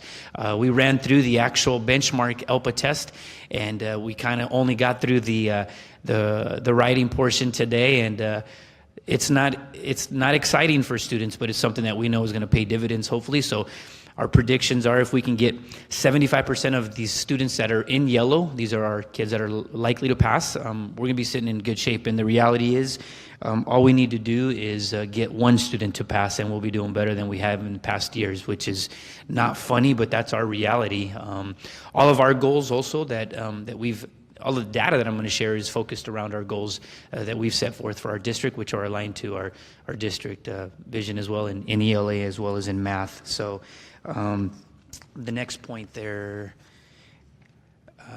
what this is a spreadsheet that's very helpful to me, and it's something that kind of we put together, and we're able to look at ELPA data as well as STAR. And the main thing I want to show you guys is kind of the colors that are on this spreadsheet. If you look at STAR, the STAR Assessment 1 and the STAR Assessment 2 in ELA as well as in math. Without being too optimistic, but yet being optimistic, what we're able to see is some positive highlights in both our ELL as well as our math. I want to remind you guys that in the area of math specifically, we had 1% of our students last year pass the state assessment. According to what we know about the STAR assessment, there's a strong correlation between it as well as the state assessment in our SBA test. So if you guys kind of look at that, and I could have put the entire spreadsheet on there, but there's a lot of green and there's a lot of yellow. What that tells me is that there's a strong likelihood that we have some kids at our school currently that should pass the state assessment in math. If you look at the area of ELA, it's a little tougher for us. We don't have as much green, but it's not as black and white per se as the area of math. So there's a lot of analyzing and a lot of work that Mr. DeFal, our ELA teacher, puts in. And I could give specific examples, but I won't, in regards to what he's done specifically and methodically to try to get every content area within our building to kind of help him out in diverse areas of the ELA state assessment. So again, this data that we are sharing here, this spreadsheet, I use it on a regular basis. Our teachers are all well aware of it, and like I said, I share all of our data with our staff. So if we can go on to the next one. So what this is basically a brief summary of our Agile Mind student. These are the students that have been in Algebra 1, not for the entire year. I will remind you that our students come and go. The second semester we have, out of our entire class of 26, I believe, only 5 of those students were the same students in semester 1 as currently in semester 2. So what happened to the rest of them is they only needed one strand of the algebra for their credit, and then we transitioned. I believe there's a total of 17 OHS students that came to us that are part of this particular math class. So obviously they weren't part of the first assessment. The other thing that's kind of tricky for us is Agile Minds is a 2-period a day class. It builds off of each other. So our students, they would have been more productive had they been in this particular class since day one. Well, when we don't have any control of what classes they were taking at the high school. So some of these kiddos came over, and the first thing that we did is register them into the Agile Minds curriculum so that we can administer a pre-assessment. Like I said, I believe our teacher is phenomenal, Ms. Camacho, in the work that she's doing with these kids and her ability to build relationships and reach these kids on a real personal level. And I believe that's why these kids work hard before school, during lunch, and after school for this teacher. But again, this data is shared with you also, so you can see the green that we're seeing here, as well as the green that we saw in our STAR Math 360. So there's a lot of work being done in both of the ELA as well as the math area here. So again, this is just another example. If we go to the next one, is kind of wanted to share with you guys what we're doing relevant to INS Policy 2, graduation and advancement. We have I say laser focus on transcript review. I've shared some of this with you. I'm not underestimating that. I mean, we literally have a laser focus specifically on our seniors, but we do it with all students. In past practice at our school has been that students were allowed to take classes that were of interest to them, that were offered at the time. What we're trying to be super intentional with is taking classes that these kids need. I believe we all can relate to our first year in college and just taking classes that were easy just to kind of get by, and then come graduation or close to graduation time, we realized that we missed a lot of those classes that we should have had.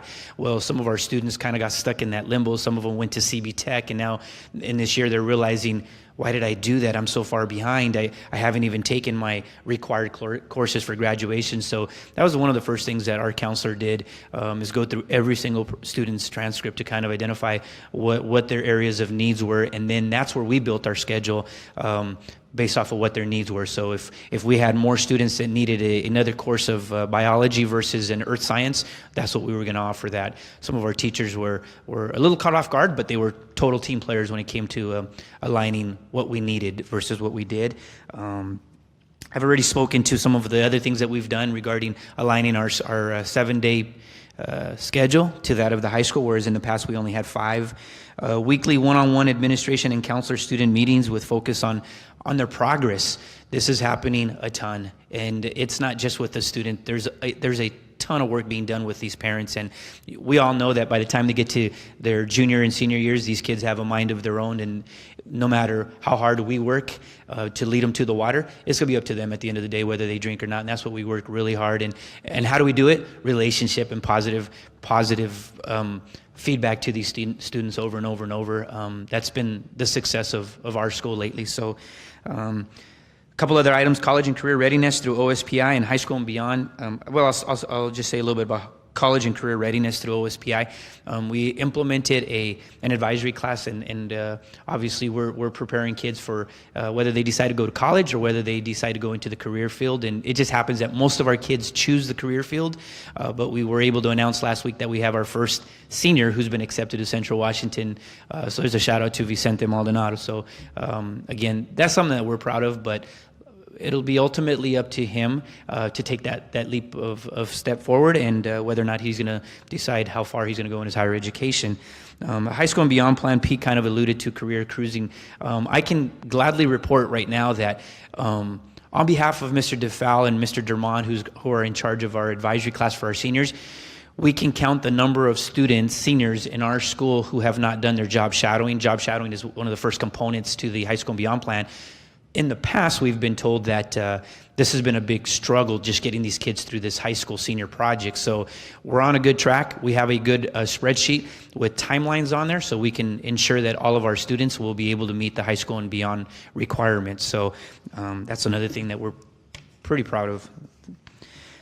INS Policy 3, Personal Responsibility and Citizenship. I think we can mention a couple things relevant to this, but specifically data relevant to attendance. Attendance is number one enemy for us. We can't teach them if they don't show up, and that's probably the issue at every secondary school, and from what I've been told, that's the issue at a lot of alternative-like schools. What this is basically just a brief summary of kind of the struggles that we've had. We do celebrate our perfect attendance and Students of the Month, but even with celebrations, it's not that easy to convince a student to come to school. Some of our students kind of come and go as they fit into their schedule, and we've been preaching against that, but we're glad to say that our attendance is pretty consistent.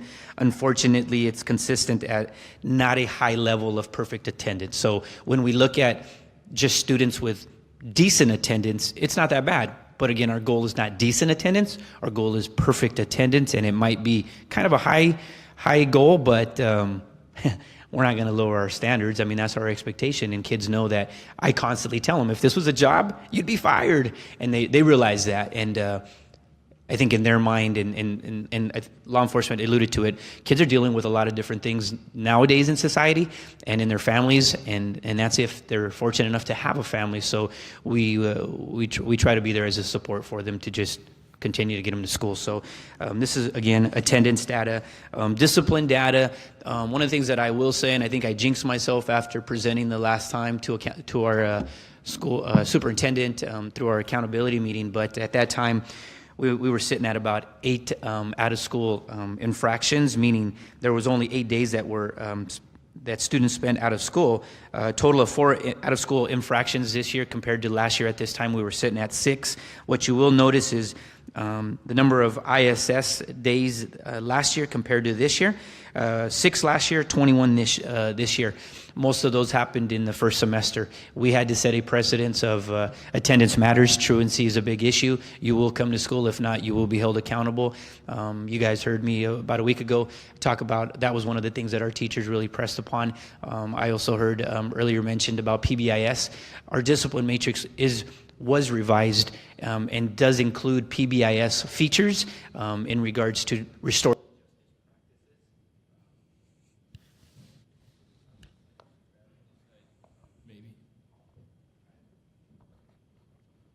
So again, we're not there to punitively discipline students. We're there to kind of rebuild a student and get them to be productive members of society. So again, this is discipline data that at first glance doesn't look like a big improvement, but again, to get the clear picture, you'd have to kind of talk to our students and talk to our staff, but there's definitely a higher accountability standard for student discipline.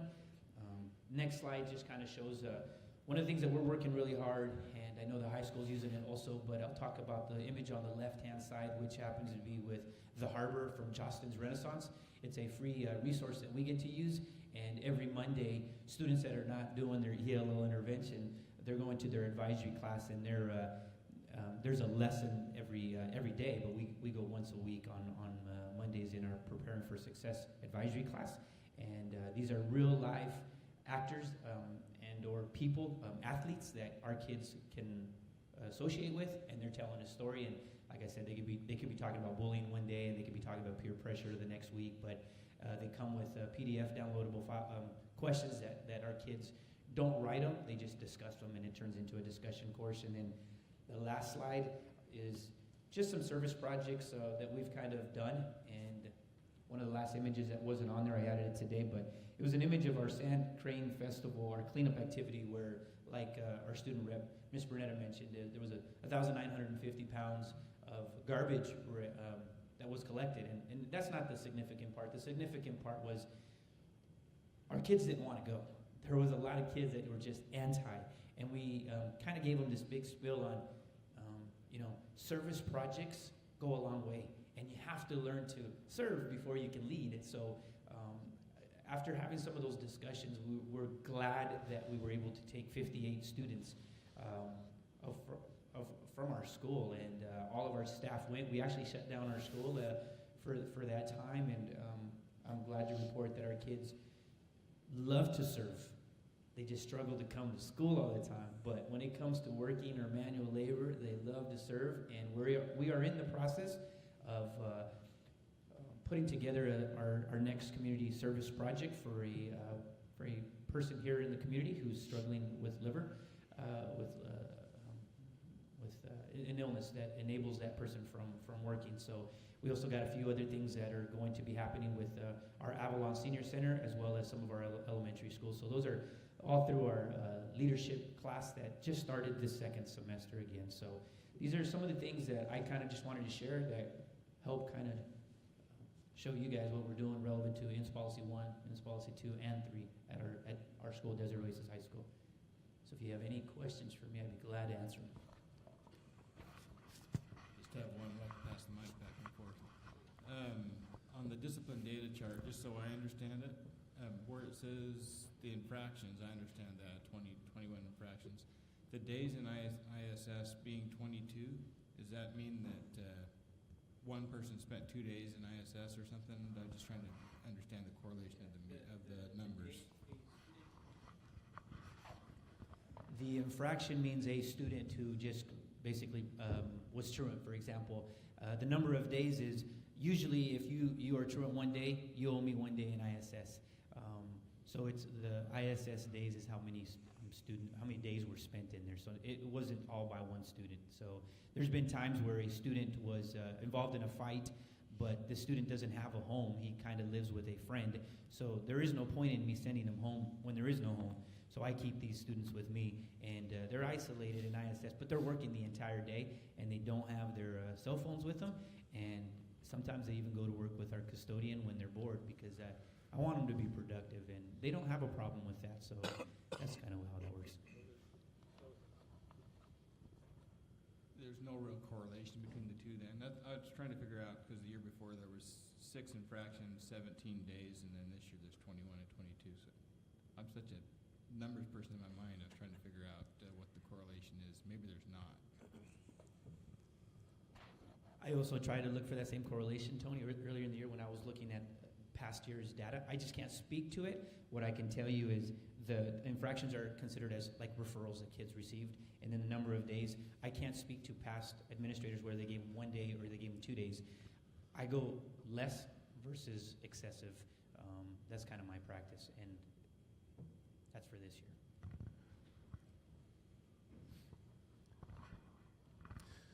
So, opportunity to ask questions about the report, but also to share your feelings about the visit.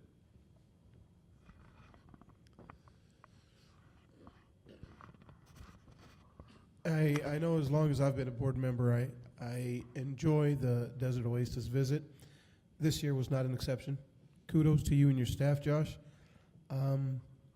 It's always one of those heartfelt visits where kids really open up, and the success stories that are put out there. I for one can't stop myself from getting emotional. You heard me speak to them about the family concept and keeping themselves accountable. That comes natural every time I go there, because that's what's felt there. I mean, you guys have done a great job of making that a family environment. It's palpable. So no, I enjoyed that. It was a great visit. You're very honest when you say that there's some challenges there, and I commend you for taking those challenges head on, this being your first year. And I can't say anything but great things about the visit we had about a week ago. Thank you.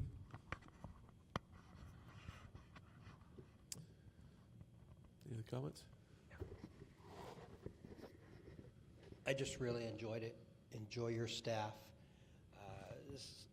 We got a chance to visit the math class at the time, and your instructor there, she didn't stay at the board. She was bouncing table to table constantly, and just keeping up with that as a chore. And it was just wonderful to see that. My only comment, and I hope the other administrators are listening, is from my view, the gauntlet's been thrown down. I know Desert Oasis is a small school, but I'm fairly confident in saying that percentage-wise, you had the most percentage of parents versus students at Desert Oasis of any visit that we've had, and I think that's great. Yeah, you know, it's obvious that the kids understand that you mean business, and I think they realize that you run a tight ship, but at the same time, they appreciate it. And definitely the staff appreciates that that you're holding students accountable. And so I think that was a really positive thing to see. So it was a good visit. Thanks for having us. Thank you guys for the feedback. And again, I just want to put in a plug for my staff. Our staff is amazing, and they're there for the kids, and they have a large heart. And do we have room to grow? Absolutely. Are our kids perfect? Not even close. But what we would hope to present to you guys at some point is some data that actually supports that, state assessment data, so that, first of all, our kids can believe in themselves that they have the ability, and secondly, just to provide evidence to you guys that our school is moving in the right direction. So that's what we hope to provide to you guys in the future. And I would say that I've already seen that evidence that's heading in the right direction. So keep it up. Thank you guys. All right, so now we'll move on to D1. You guys okay with that? Can we go there now? Good. Move to approve item D1, monitoring response documents, EL1, EL15, EL19, D1, D2, D3. Been a motion by Director Ashton to approve the 3 ELs in item D1. Second. Second by Director Garza. Any discussion? Just a question. I think we discussed at a previous board meeting that when the board finds a policy in compliance with an exception or out of compliance, we usually give the superintendent an opportunity to let the board know if he has a date that he thinks that these policies will be in compliance. And where we have 2 of the 3 that are in compliance with an exception, I wanted to give the superintendent the opportunity to give us the date if he wants to be able to come back to the board and show that he's in compliance. And even more than that, Tony, I'm supposed to be getting that information before, in that meeting is when we need to do it so that it's in the monitoring response documents. Thanks for your reminder on that. So we need to make sure that when we're doing this, we're finding out of compliance or in compliance with exception, we're actually asking for a date to be fully in compliance on that. So the question would be, when do you expect, talk about EL15 right now, that's the first one. When do you expect to be in compliance? So in looking at this one, I'm not sure if I shared this at the last board meeting, but we spoke about the summer work, and we talked about consistency, continuity across the district. And we mentioned that we are going to be doing a lot of summer work around all of our ELs and hitting all of those exceptions. So one of the things that we have made part of our summer work, which means right after the school year ends, is really addressing all of these exceptions and doing some alignment and consistency work, which would include this one right here, consulting with students, because that's really the piece that we talked about a lot, making sure not just students, but also parents and community members. Do you know when the schools typically develop their code for discipline? So that's, I'm not sure when we have done that in the past. I think it was during the summer, Pete? We good? Those activities are going to happen over the next 2 months, in March and in April, actually. I think Awesome. they'll be more aggressive at the high school, try to get those things done before graduation and before that season hits them. Perhaps at the elementaries, it would move in through perhaps into May. But those will happen here. Those reviews will take place in the next couple months. The reason I asked that was because the summertime is when you're looking to start improving that involvement. Yep. You'd miss your window and have a difficult time showing compliance Got again it. next year. Got it. Yep. EL19 then. So just for clarification, so EL15, the board will expect an update in September then, or before that? No. What was the date you said? 2 months? And are we If gonna it's make a if it's zone related update? specifically to the discipline matrix and dress codes, I think you should expect an update by the end of June. Yeah, If that's it's related to that's all that's in here right now. Is it just says in the future it'd be good to see more evidence of consulting with students in the community and developing the code at all school sites. And underneath that, it says it's nearly impossible to ensure consistency between school sites under the current policy. Yeah, that would be a policy review item. Topic. That was more of a comment, right? Yeah, there's really nothing to change there except for. Making it So- district-wide. Yeah, but that needs to be a policy change. I guess the question that I think that Tony's asking is when will you be able to report to the board full compliance in this, rather than wait until next year and we review EL 15 again? Yeah, let me consult with Pete and the team, and I can give you a call. Is that okay, Tony? I mean, Yeah, for me, it'd just be nice just to have a date in writing, just Okay. so that whether, maybe if you wanted to add it to the calendar or whatever, so the president knows. I just don't want to get. Did we vote on fuzzy this things. yet? I have a terrible memory, so fuzzy things, I'll be sitting here in October thinking, man, they should have sent Right. that report. And We didn't make a vote on this, so we haven't voted on it yet. right now there's a vote to approve all three. My suggestion is that we don't vote in favor of that, and maybe go back and just approve one. And the other two will, if we don't approve it, will remain in monitoring documents. Any changes could be made and brought to the next board meeting. How does the board feel about that? And we'll make sure we include then the expectation to show full compliance. Okay, so chance to vote here. All in favor? Opposed? Aye. Aye. All right, motion. If we click that, can you redo another motion on it? I'll try. Okay. If not, you could do a voice one. So the motion to approve all three failed. Is there another motion? I motion to approve the monitoring response document for EL1. There's been a motion to approve monitoring response document EL1 only. Second. Second by Director Ashton. That first motion was by Director Garza.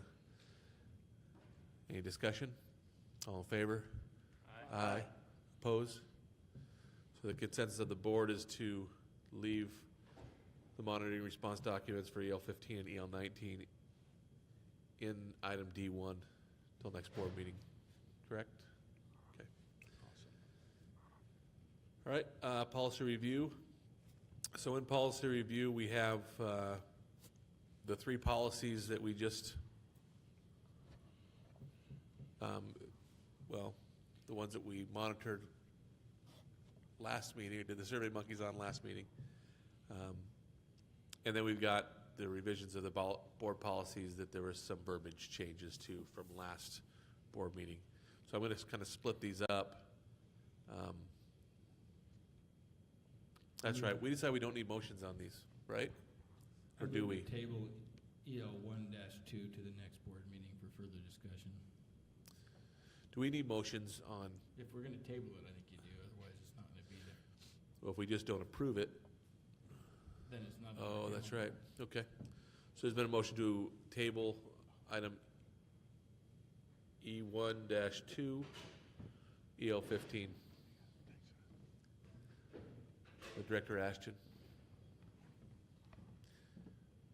I think the purpose of that is because we just heard a lot of things tonight, and that's a policy Correct. that might need some more thought process and review. Yeah, but we need a second, right? What's that? We need a second, right? Yeah.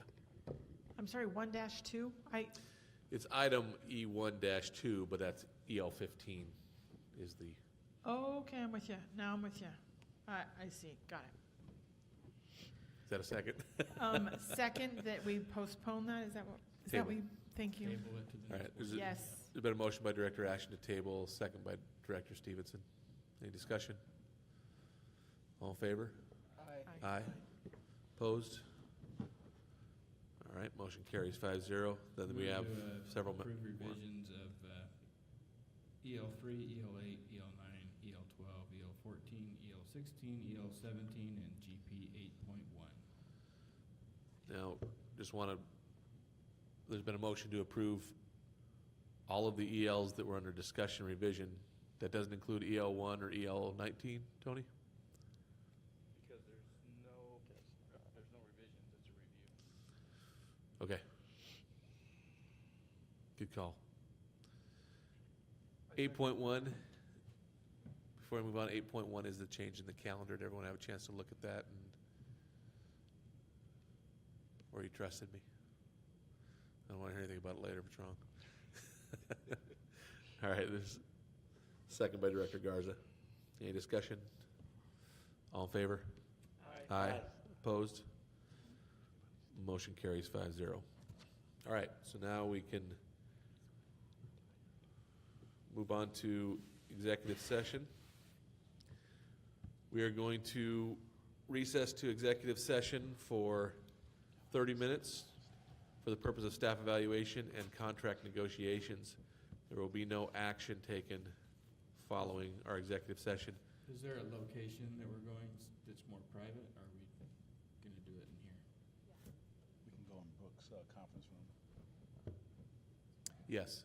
Are we taking Library. a short recess between now and then? Yep, on the walk over to Brooks' conference room, there will be a recess. My question is this isn't normal for us anymore, but do we need to announce the location of the executive session where it's not going to be here? Yeah. It will be in the principal's office here at MMS for all of you who are waiting. In her conference room. Oh. Wait. Band room? Never mind, it'll be the band room. It's closer, and there's a restroom on the way. As long as it's unlocked. And so we will reconvene at 10:30 to come back into our meeting.